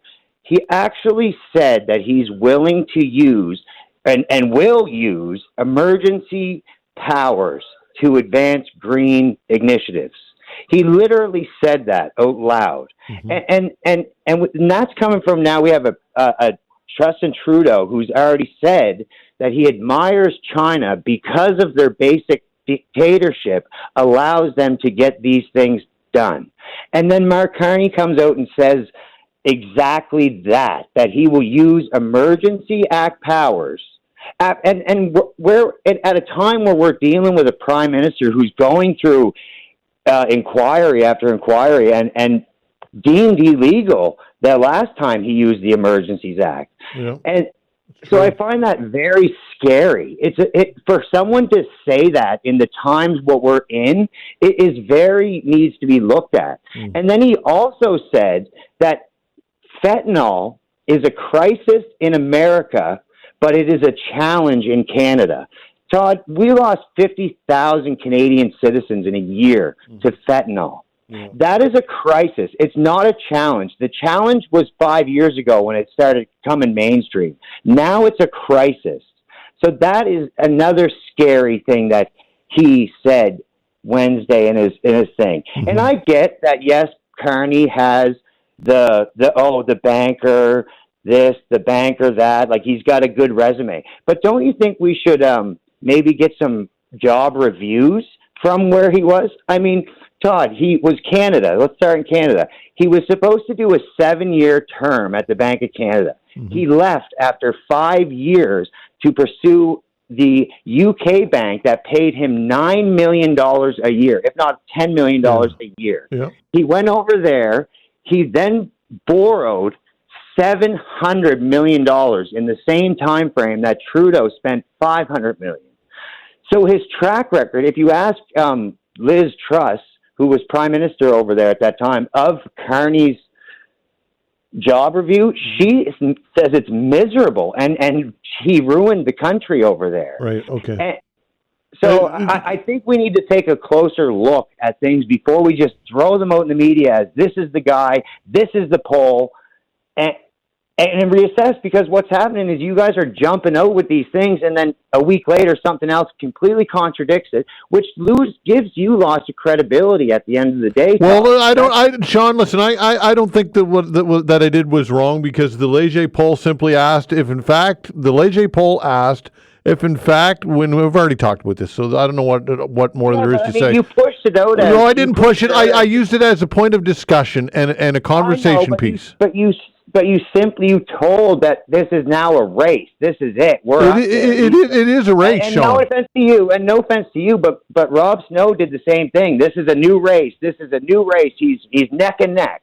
Like, no, he's not. Then we need to talk about what the poll actually meant instead of pushing it as it's a new race and he's winning it. He's going for it. He's unelected. He has never been tested against the Canadian vote in anything. Okay. You realize that this guy could come down here and run?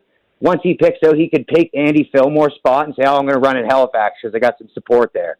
And he could be just pick where he's going to run from? Like, what kind of a clown world are we living in? Well, I mean, parachute politicians and candidates, that happens all the time. I mean, Sean, let that's nothing new. Stage, that's nothing new. Anyway, listen, bud, I got a boogie. Hopefully you had ample time. I appreciate the call. Thanks a lot. I appreciate that, Todd. Okay, take care. 902-405-6000. Obviously not a fan of Mark Carney. All I simply said was that I'm not a cheerleader for anybody. And if it came across that way, I apologize.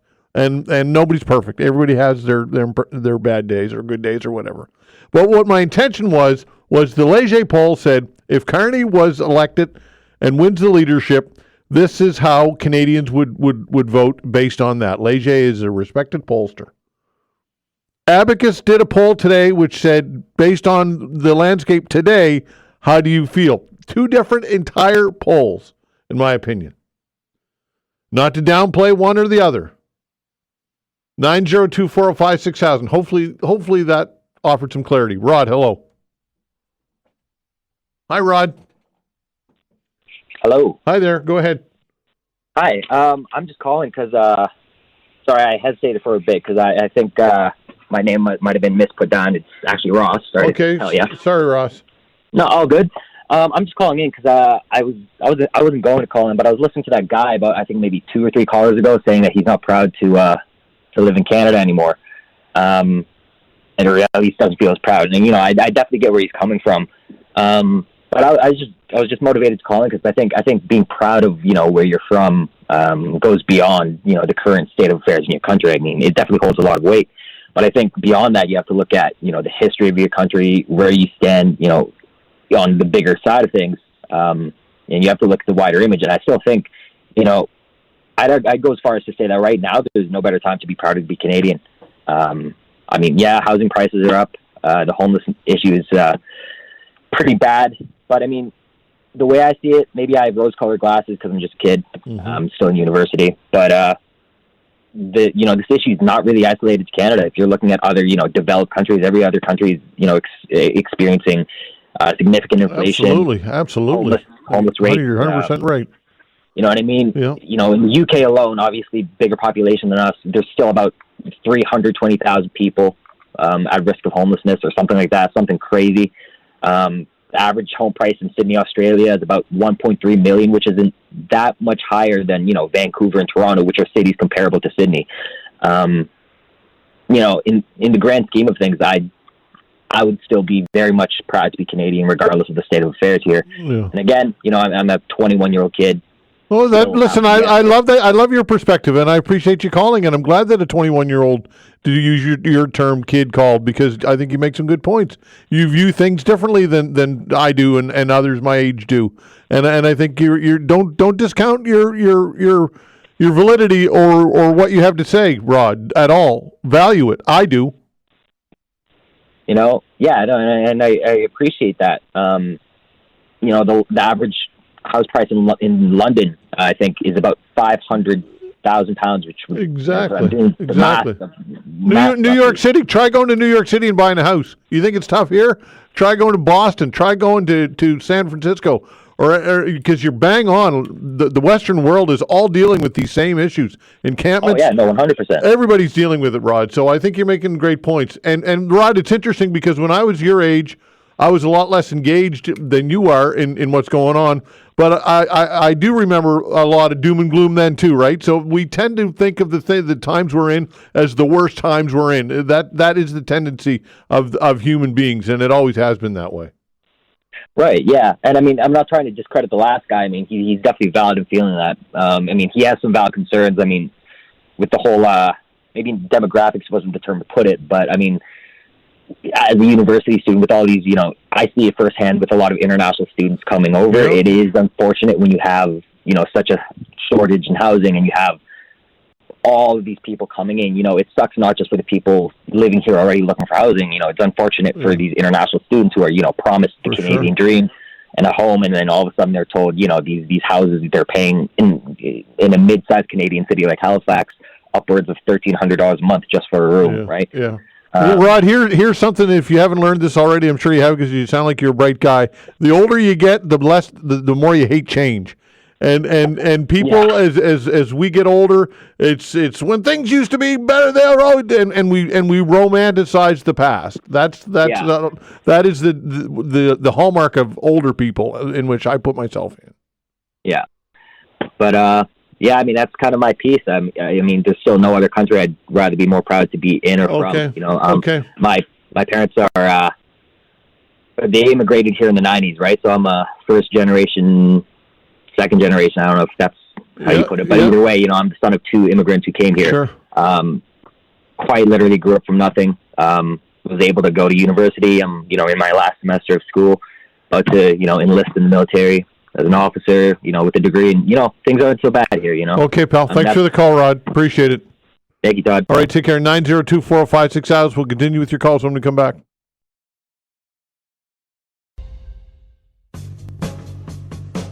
All right, continuing with your calls, 902-405-6000. Hello, Bill. How you doing, Todd? I'm okay, pal. How about you? I got to go in this afternoon for an X-ray on the shoulders here. I have been outside the door for the last month, I guess. Watch the ice, bud. Watch the ice. There's lots of it around. Yeah. Anyway, Todd, a little something different. I don't know if anybody's come up with this stuff. I like to think I get a few original things. I think the big thing that we're talking about with Trump is protection of Canada. The protection of the states. I mean, the states protecting Canada, because right now we're pretty well down to nothing. I mean, if you look at the world in Ukraine, tanks are no more good, planes are no more good, submarines, I guess there's still a chance there, but basically everything else but submarines, drones can handle them. So we really don't have much of anything as far as military. So I think there's another tactic that Trump could use and do, instead of just basically saying, okay, we're going to take over Canada in the next state. Just nibble at it. Nibble. What am I talking about? Make a deal that you're going to say, okay, Canada, you're on your own now. I mean, you're going to have to protect yourself. I mean, you don't want to be part of a 52nd state. So here's what we'll look at. We're going to be looking at the Arctic, that huge mass right to the North Pole. Make a deal with them, separate deal with them, not take over, but pretty well take over, sort of a control and protection. And then maybe on the east coast, the Labrador, Newfoundland, and maybe even the territory all around Vancouver Island. So you're protecting a different area, and you're telling the rest of Canada you're on your own unless you want to come along with me and do our thing. The area that I find is kind of funny too, also, is where's British in this whole thing? Great Britain or British a while back fought the states over Canada. It seems like they're not even in the picture. I thought I don't know where we are with the British. Have they got any control and protecting us, or what? What do you think, Todd? Well, it'd be nice to have some world leaders, including Britain, speak up for us, or King Charles, the head of state. Sure, why not? Where's King Charles? Why is King Charles not standing up for one of his colonies or whatever the hell we're supposed to be now at this point? It's a good point. What do you think about taking over the Arctic? Well, I mean, take over the Arctic. It's the Arctic. Yeah. Well, the reality is, Bill, is that we need to diversify the way in which not diversify. We need to specialize in the way that our military is used. This idea that we have artillery and infantry and armored and air force and a traditional military.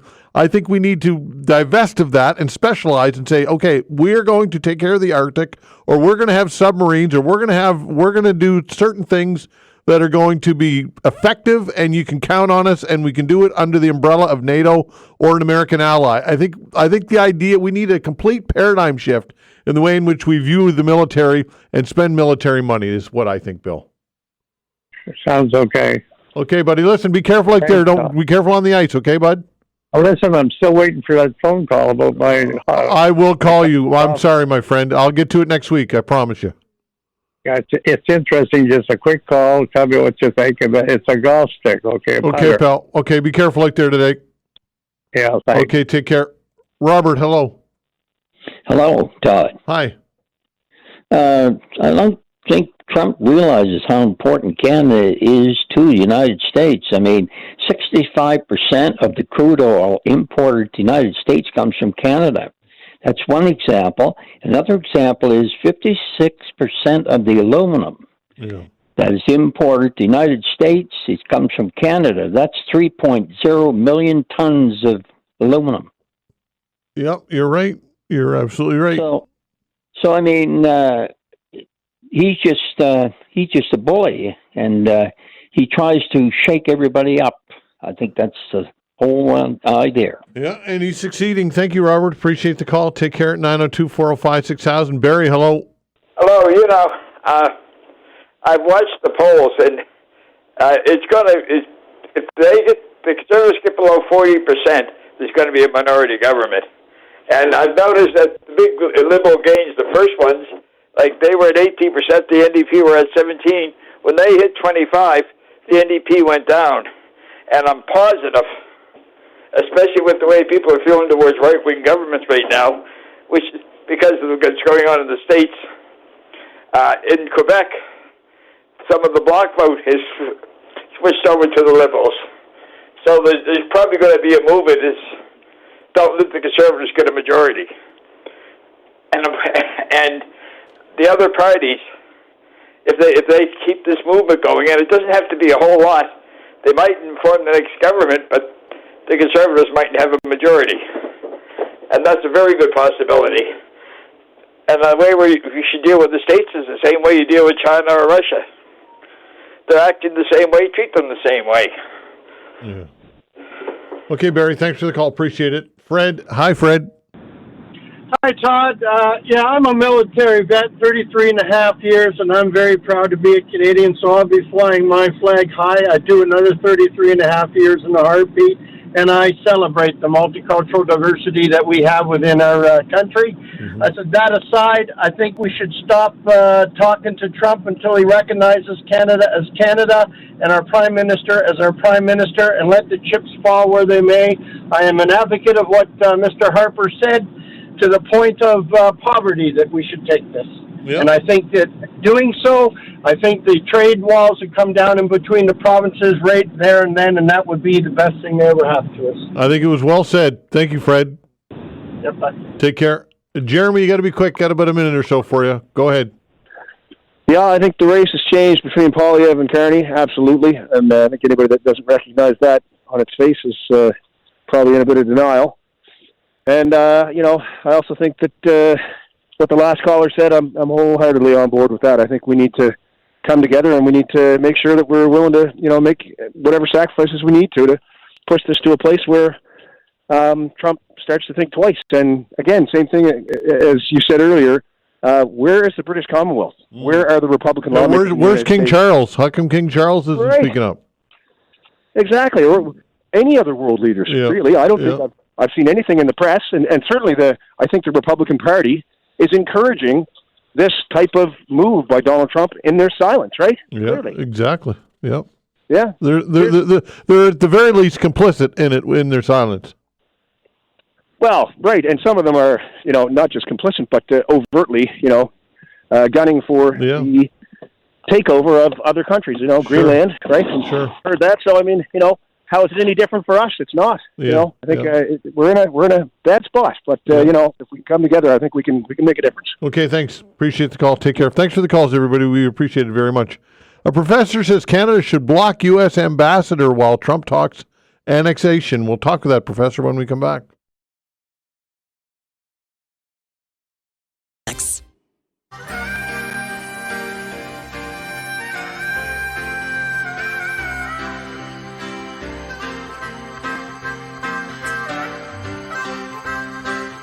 Ottawa should block Donald Trump's chosen ambassador to Canada until the U.S. president stops questioning Canada's sovereignty, says one expert. Joining us to talk about all of this is Wilfrid Greaves, Associate Professor, Undergraduate Director, Department of Political Science at the University of Victoria. Wilfrid, good morning to you, sir.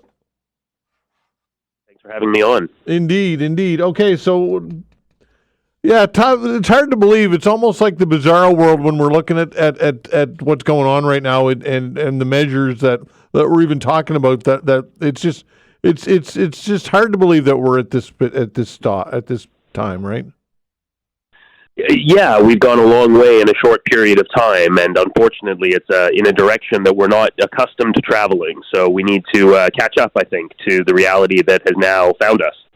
Are you surprised that there aren't more people speaking out outside of academia, talking world leaders, talking King Charles, talking whomever about this? Or I mean, everybody seems to be cowering to Donald Trump here. Well, there's certainly a lot of that going on. He is the single most powerful person in the world, and this is, the kind of arbitrary and capricious way that he's chosen to behave. So leaders in countries all around the world are trying to keep their heads down and not attract, his unwanted attention. In terms of King Charles and other world leaders, what I think is maybe important to recognize is that, for us in Canada, the story is all about 51st state and annexation and tariffs, and that makes sense. That's the priority for us. But, Donald Trump has threatened tariffs on the European Union as well. He's threatened, to annex Greenland and Panama as well. So all over the world, different countries and different peoples are, processing the threat that's being made to them. But from the U.S. perspective, they're doing it all at once. This is a full court campaign of essentially destabilizing, an awful lot of global politics. All right. So Trump announced last November that he selected a Michigan congressman to be the American envoy to Canada. And this is obviously a nice job. It's a posh job. A lot of perks come with it. A lot of notoriety as well. What type of a statement would it be to say you're not welcome? It would send the statement that we don't consider the current rhetoric from the president to be acceptable, and that we view a clear recognition of Canadian sovereignty from the President of the United States as a precondition for having a normal diplomatic relationship with the United States. It would signal that we're not prepared to kind of laugh it off, wave it off, pretend it's a joke, that we now think this is serious and there's going to be consequences of a diplomatic variety if the president doesn't knock it off. Have we done that? Laughed it off, kind of made it almost like almost in a wishful way that he's joking. We keep waiting for the laugh track almost, but it doesn't happen. I think that's true, and going back to November when this first kind of started, maybe it was understandable then. Maybe the first time it seems so outlandish that it can only be a joke, but we've now heard it far too many times for it to be very funny, and we need to change our tune in response. Okay, what other ways might we change our tune and respond? Sure. So in addition to the suggestion of not accrediting the U.S. ambassador, I think there's another opportunity coming up, which is that Canada is hosting the G7 meeting, so the leaders of all the G7 countries in Alberta in June. Obviously, the United States is one of the G7 countries. Mr. Trump is at present expected to attend that meeting. I would suggest that it is not appropriate for the government of Canada to host a president on Canadian soil who is not, again, acknowledging the basic foundations of that relationship, which is that Canada is an independent country. So I would similarly say that Mr. Trump should not be permitted, should not be invited to attend the G7 meeting if he doesn't affirm Canadian sovereignty and stop talking about 51st state before then. Might it be advantageous, though, to have him here and to kind of get a taste for how upset and ticked off Canadians are? I think it's a misjudgment of Mr. Trump to think that he would care very much about that at all. He doesn't care about Canadians' feelings, and he's certainly not going to be swayed by the evidence of what a nice place we have and what a nice people we are if he comes here to visit. What's going to sway Mr. Trump is pain and political cost at home, which is why Canada needs to both respond with reciprocal tariffs, should those be installed for a longer period of time, and take other steps that are going to increase the cost to Mr. Trump politically of doing what he's been doing. I would think politically this could provide an opportunity for a political leader, whether it be a Liberal candidate, the Chrystia Freeland, Carney, Gould, whoever, and Pierre Poilievre, Jagmeet Singh, whomever, to get out in front of this and to demonstrate to Canadians how they would deal and handle the Donald Trump file priority one. I think that is that could instill a lot of confidence in Canadians, perhaps an opportunity. What are your thoughts? I think we're seeing within the Liberal leadership race currently a lot of exactly that, a lot of discussion of Donald Trump and a lot of efforts to show how those different Liberal candidates would be the right, person, the right Prime Minister, the right leader to stand up against Donald Trump. And so we've seen Chrystia Freeland and Mark Carney, the two front runners, both kind of talk about this subject and both take quite a strong line in terms of how they want to present themselves as being ready to stand up firmly against Donald Trump should they be chosen. All right, but how about really ratcheting up the language to use language like you're saying, like, oh, you know what, perhaps Pierre Poilievre or somebody like that, or Mark Carney or whomever could say, listen, we don't support the U.S. ambassadorship, we don't recognize it under the current circumstances, or the G7. Why not go there? What do we have to lose at this point? Well, the response that has come from some, other professors and some other kind of retired diplomats and such to my suggestion is that there's a risk of escalation, right? If Canada was to take this step, then the United States might, reject the Canadian ambassador in Washington and then get into kind of a tit-for-tat diplomatic, reciprocity with the United States. And I think there's a risk of that. Certainly Donald Trump is more than capable of angrily kicking out the Canadian ambassador in response to the rejection of the American ambassador.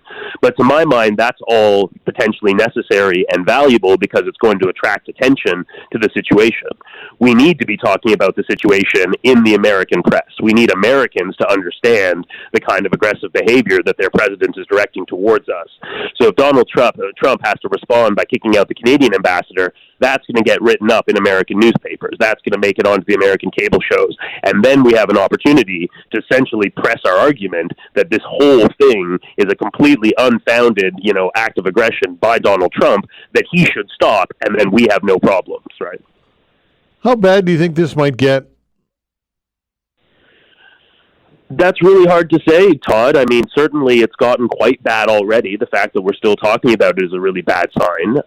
But yesterday, Donald Trump was in the Oval Office spinning his mouth yet again, unprompted, not even in response to questions. This is obviously something on his mind. And he certainly doesn't seem to be in a mood to back down, which is why I think we need to increase the pressure because it's not acceptable and we can't tolerate it going forward.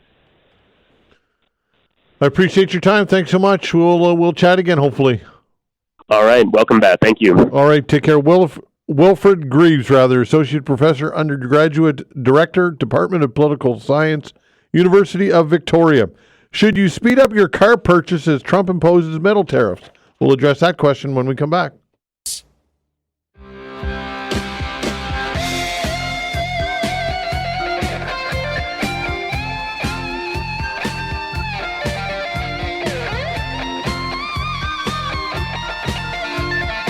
Should you speed up your car purchases? Trump imposes metal tariffs. That is a big question on a lot of people's minds. Baris Akyurek, Vice President of Insights and Intelligence at online marketplace AutoTrader, joins us to help answer that question.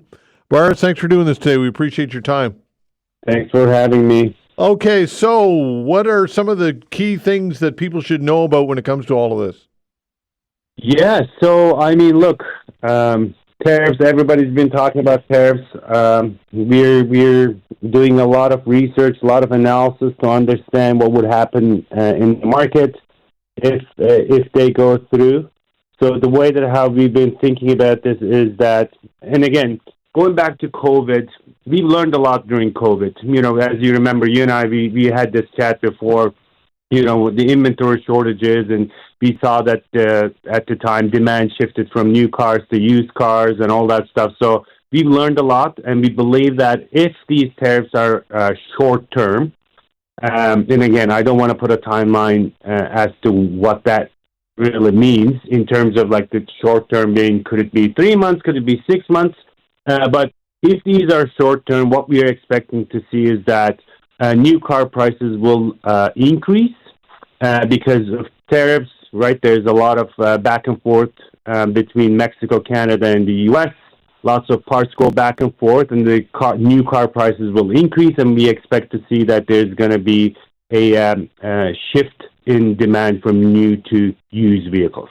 That's high level what we're thinking about right now. Okay, so what type of price increases might we be looking at as a result of these tariffs? Yeah, again, don't want to speculate, but I can give you some high-level numbers as to what we saw during COVID. Looking at our price index in 2021, when the decline in the demand declined for new cars and shifted to used, what we saw was that used car prices went up by 21.7% in the year. Again, I'm not suggesting that it's going to be as steep, but what we are thinking is that there's going to be some increase because there's going to be more demand on a limited supply.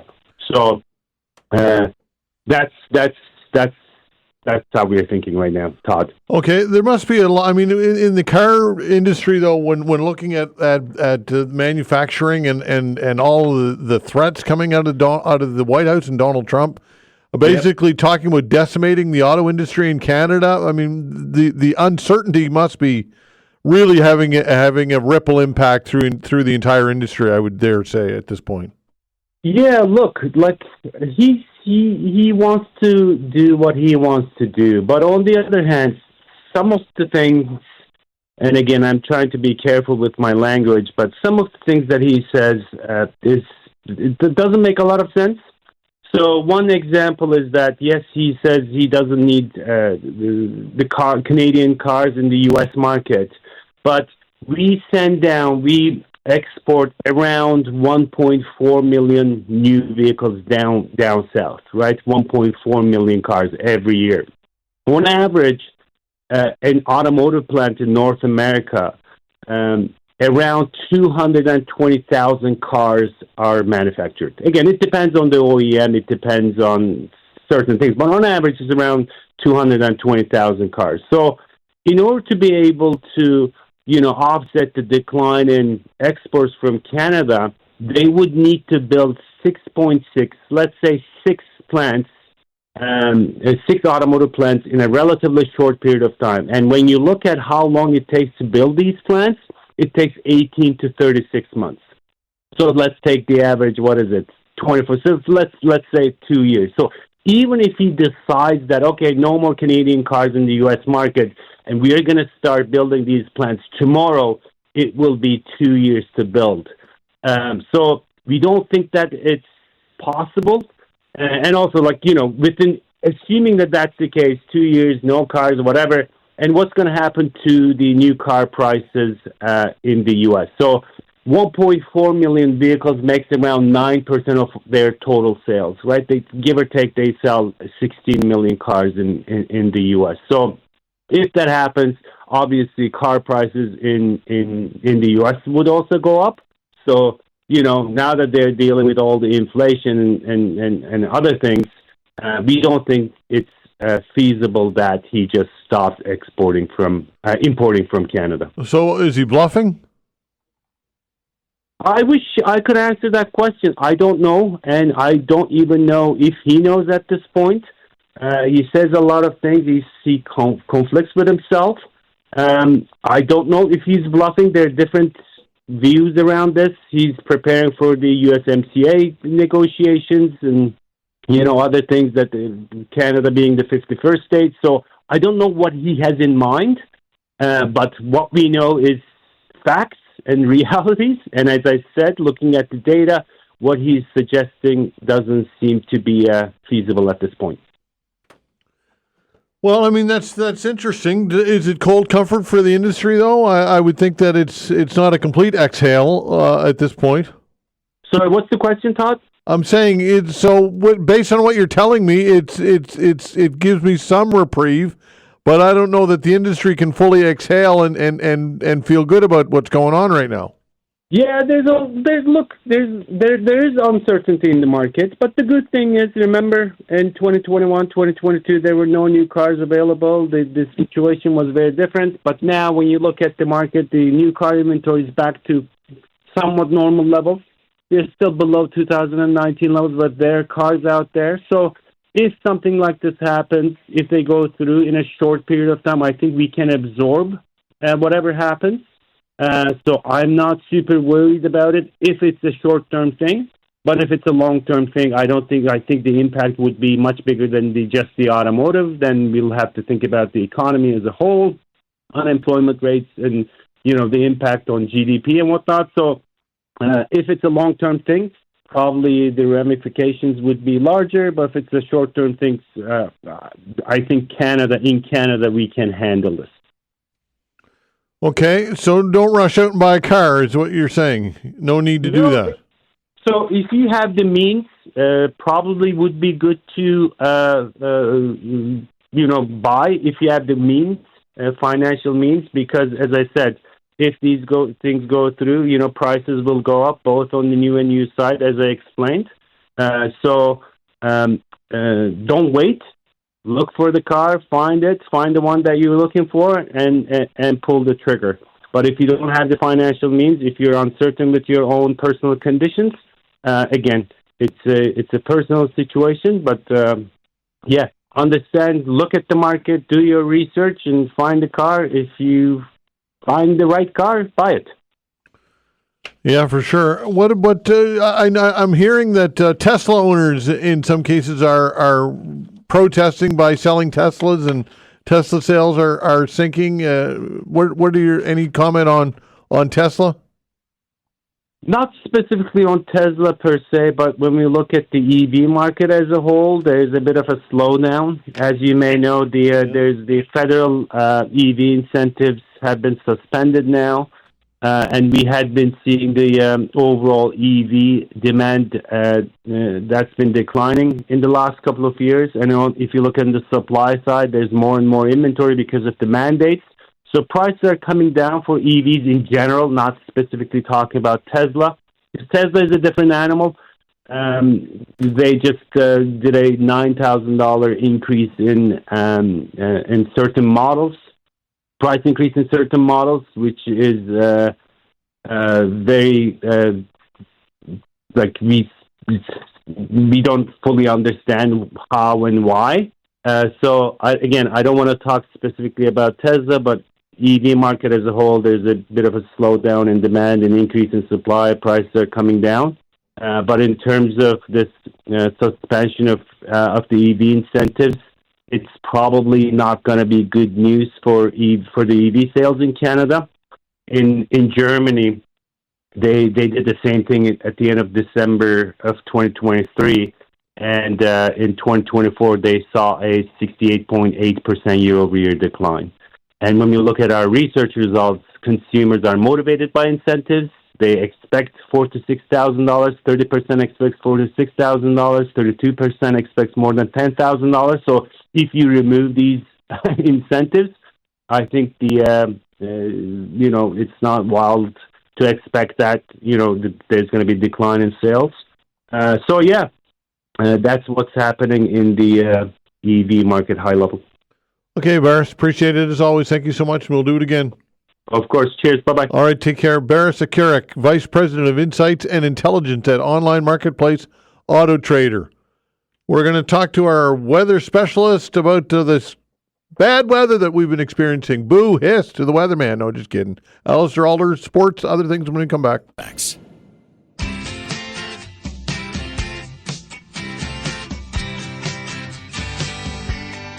Boo! Hiss. Boo! Hiss. It's the weather guy, Allister Aalders, our weather specialist. You're a bad man. I think I need to, like Shubenacadie Sam, he came out and he's able to go back into hiding. I think I need to go into hiding after this. I think you do too. No, I'm just kidding around. But I know we're all talking about this kind of old school wet winter, and it has been that, hasn't it? I think, compared to especially the last several years, it's been more of that, kind of traditional winter.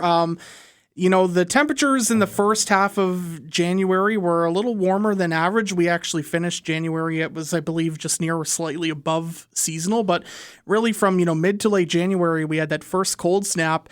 We haven't really had a period of, say more milder weather that we, might typically see. And, so far for February, aside from an example like yesterday where the temperature was above freezing for that short period last night, it's been pretty cold. And, not just, -1, -2, like -7, -6 during the day, and then you're down well into the minus teens at night. So it's definitely felt like that more traditional winter.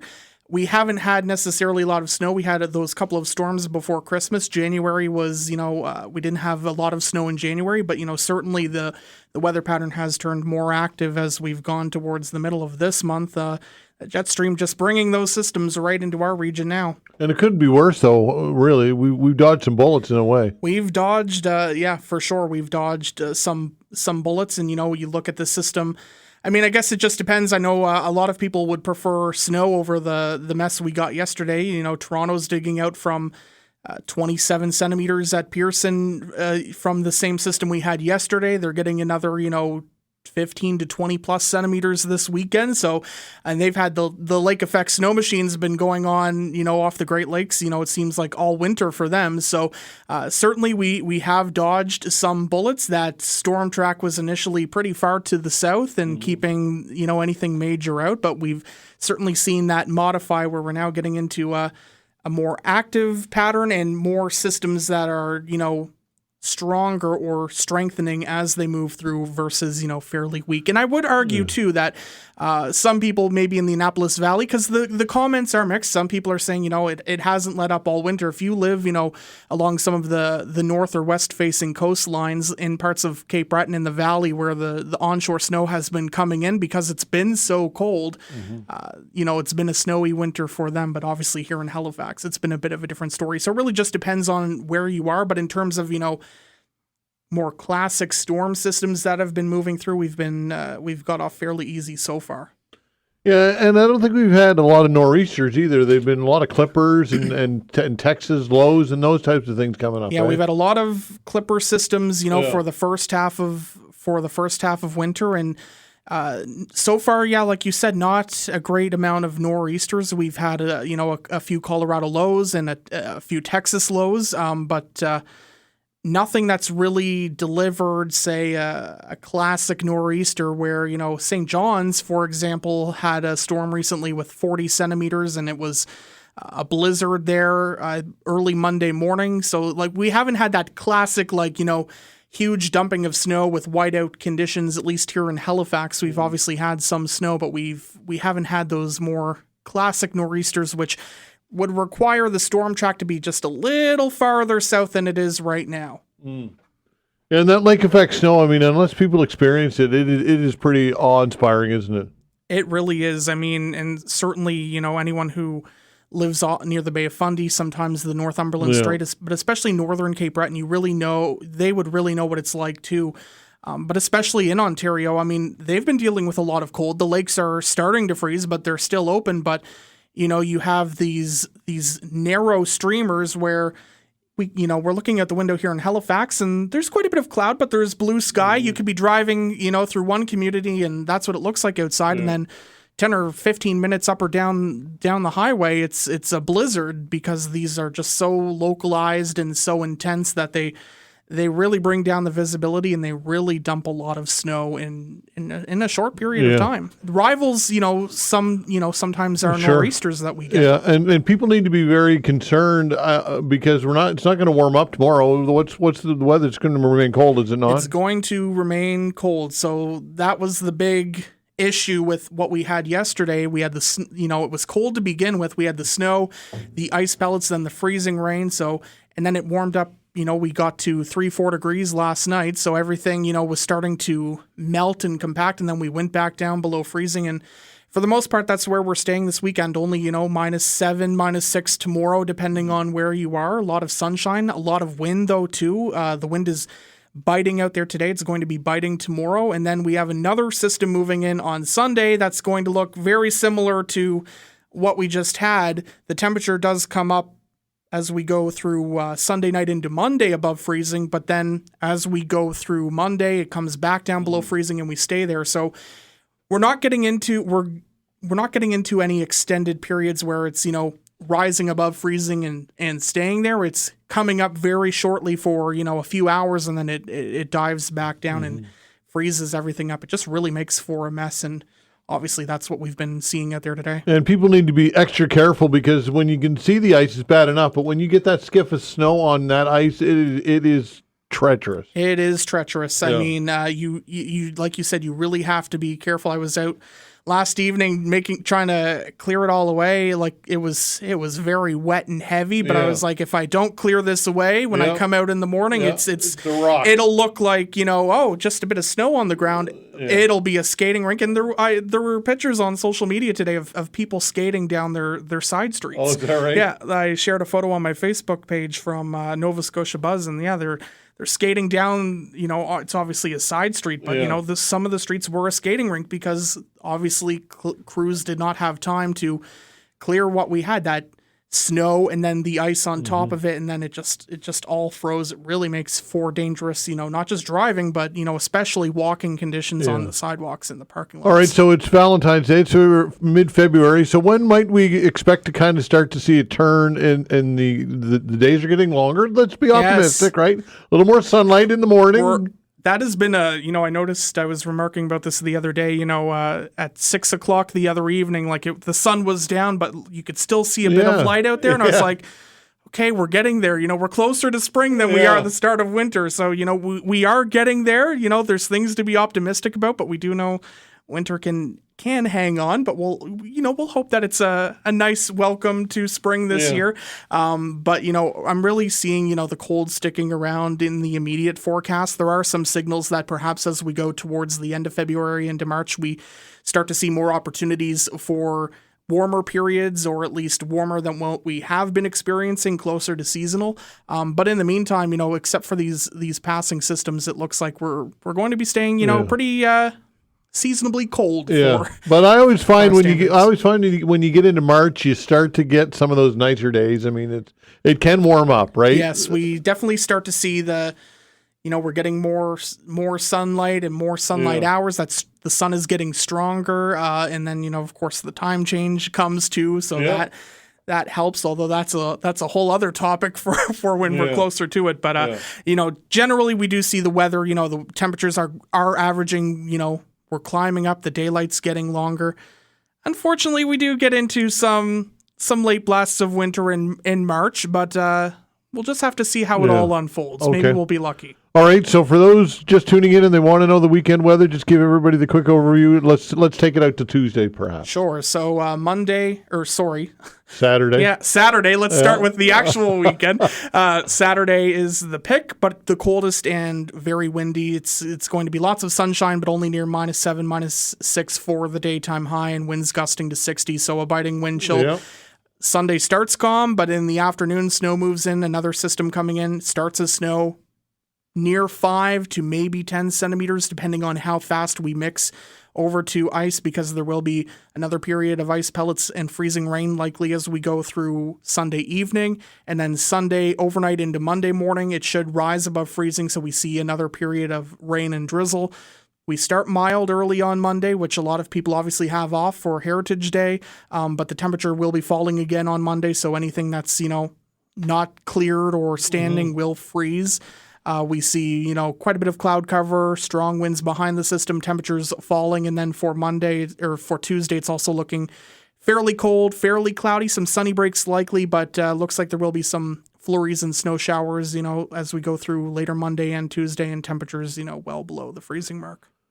Okay, pal. Appreciate it very much. Even if it's bad news, right? That's right. At least you come in with a smile on your face. You have to, right? There you go. All right, take care. Thanks. Allister Aalders, our weather specialist, and Cecil Wright when we come back.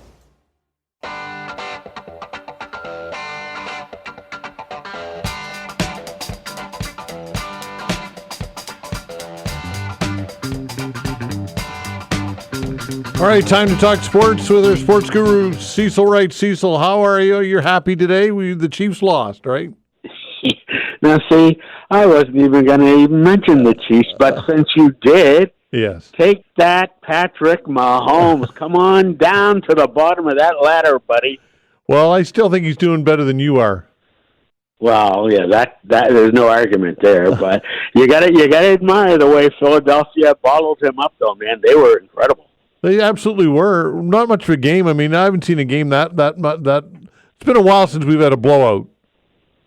Yeah, and I think everybody, including me, expected this to be, a one-score game, and probably come down to a last-second field goal.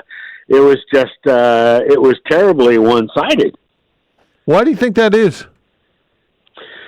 I think Philadelphia has an excellent defensive team, and I think everybody was so worried about or so intent on having Kansas City three-peat that they forgot about the talent level on the other side of the ball. And I got to tell you, that A.J. Brown, he's some wide receiver, too. I'll take him on my team any day.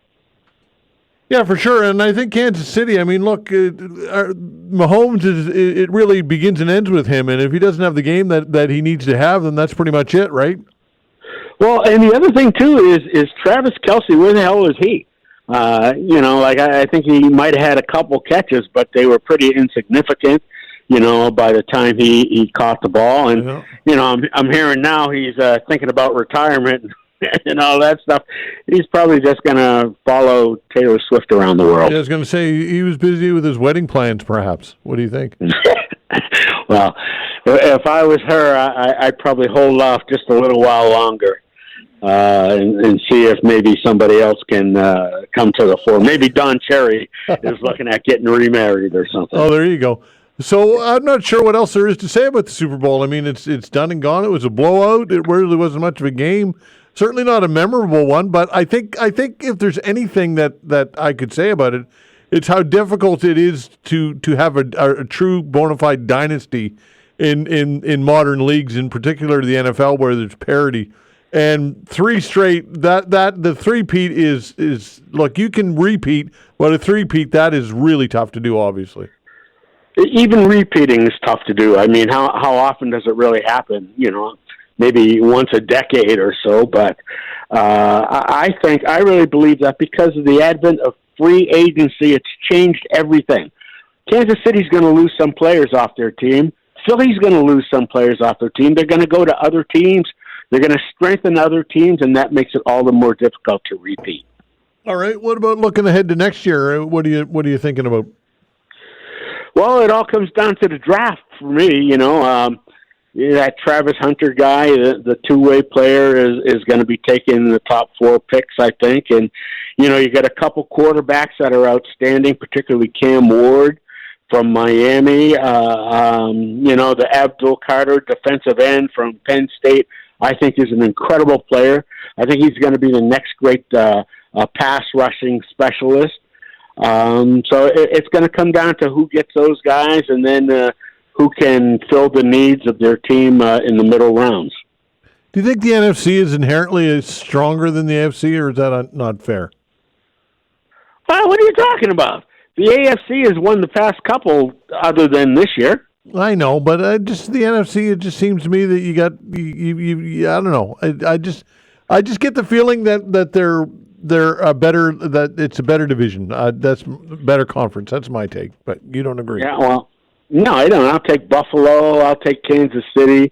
I'll even take the team that frustrates me more than any is the Cincinnati Bengals. They got so much talent at the skill positions, and it seems like they can't stop anybody. Yeah, for sure. I'll take Joe Burrow any day, though. I'll tell you that. Absolutely. Yeah, great quarterback right there. Spring training, pitchers and catchers reporting to spring training. That's always exciting. Well, it's about time you got around to baseball. and let me tell you right now, Sonny boy, my Boston Red Sox just signed Alex Bregman. We are going to surprise the baseball world. Don't forget, we traded for Garrett Crochet. We got Walker Buehler. The Red Sox now have a pitching staff, and with Bregman, they have kind of balanced their offense a bit. It was kind of left-handed heavy, but not anymore. If everybody stays healthy, oh my goodness gracious, I'll be bragging so much. I see Garrett Cole signed, or he's exercised his option to stay with the Yankees, which is good for New York. I think he's got some life left in his arm. What do you think? Yeah, I love it when he pitches against the Red Sox. For some reason, the Red Sox have his number though. Yeah. Like I think they had him earned run average up around 8 last year. They beat the pants off him, and I can't wait to see him do it again. Wow. I still can't stand the Yankees. You know? Yeah, I know. I'm getting that. I'm getting that. So to that, the American League East. Where do you think how's the AL East shaping up? Well, I think it's going to be competitive as it always is. I think Baltimore has weakened themselves a little bit. They lost Corbin Burns and they lost Anthony Santander to the Blue Jays, who I think the Blue Jays have strengthened themselves a little bit. Still a little bit of negotiation supposedly going on with Vladdy. I'm a little surprised they haven't signed him. And I don't think that bodes well for him. They better get him signed before spring training, or else, you know what I predicted. Yeah, I know. You're saying he's going to be. You're saying he's going to be Red Sox, which I think is ridiculous, silly talk. Fantasy world stuff, Cecil. We'll see. I'll tell you what, though. Yeah. If it does come to fruition, you better not call me. Oh, well, we'll be calling you. Don't you worry about that. What about the Four Nations Cup? Did you watch? You were pretty jacked up about this, and tomorrow night is going to be a huge game. Mm-hmm. Listen, first of all, before I get into Team Canada, those Americans got some team. Yeah. Those guys are talented and stacked everywhere. Having said that, I noticed the Montreal fans were treating Austin Matthews pretty badly, booing him every time he touched the puck. Well, that's politics too, as it play as well with what's going on with the tariffs and Trump and all that. Right? It is. Yeah. It is. But they do hate the Toronto Maple Leafs in Montreal, so I'm not too upset by it. Now, Team Canada, I'm still hoping that we see the Nova Scotia line at some point. They had Crosby and McKinnon. They played on the same line. And Brad Marchand actually got a lot of play, too, with Braden Point. And that's a good combination. Those guys, all these teams, all four of these teams are tough. And it's going to come down to who makes the least amount of mistakes, who doesn't turn the puck over. But I'm telling you, I can't wait for Canada versus the United States. That's going to be something special. What are your thoughts on the politics that's surrounding all of this and the booing and all that stuff? I at that level, at the pro level, those players they're impervious to that, are they not? That doesn't rattle those players, does it? I don't think it rattles them at all. In fact, I think it brings a smile to some of their faces. Sure. Austin Matthews was grinning ear to ear when they were booing him when he came out as the American captain. So I don't think it bothers them so much as it probably gives them a little bit of motivation. Must be odd for guys like Marner and players like that to play together and then to be opposition. That must be a strange feeling in a way, right? I think it is, but it's like All-Star Weekend. You do get to know these players that you usually would take into the corner. I get to know them on a more humane level, and meet their families and stuff like that. I think it brings a special little touch to it. Yeah. Okay. Anything else going on that we should know about? Anything locally that you want to talk about? Well, this coming weekend, you're going to have all kinds of festivities commemorating the 130th anniversary of the Colored Hockey League of the Maritimes, going way back to 1895. Yeah, that's awesome. It'll be great. Yeah, I had a couple authors on who wrote about it earlier this week. Just fascinating. Exactly. I had no idea of the rich history of that league and how good they were. And they were saying that it was really rough back then. I mean, you want to talk about tough hockey. That was rough hockey. Plus, that league is where the slap shot and the butterfly style of goaltending came from, originated right around here. Yep, absolutely. All right, Cecil, listen, appreciate it. Good stuff as always. Thanks, pal. All right, have a great weekend. Okay, take care. Cecil Wright, our sports guru. I'd like to thank Blake Priddle, who was on the other side of the glass today. Vanessa was away. Blake did a great job as usual. Thanks for listening, everybody. We appreciate it. We're back on Tuesday, 10 o'clock. See you then.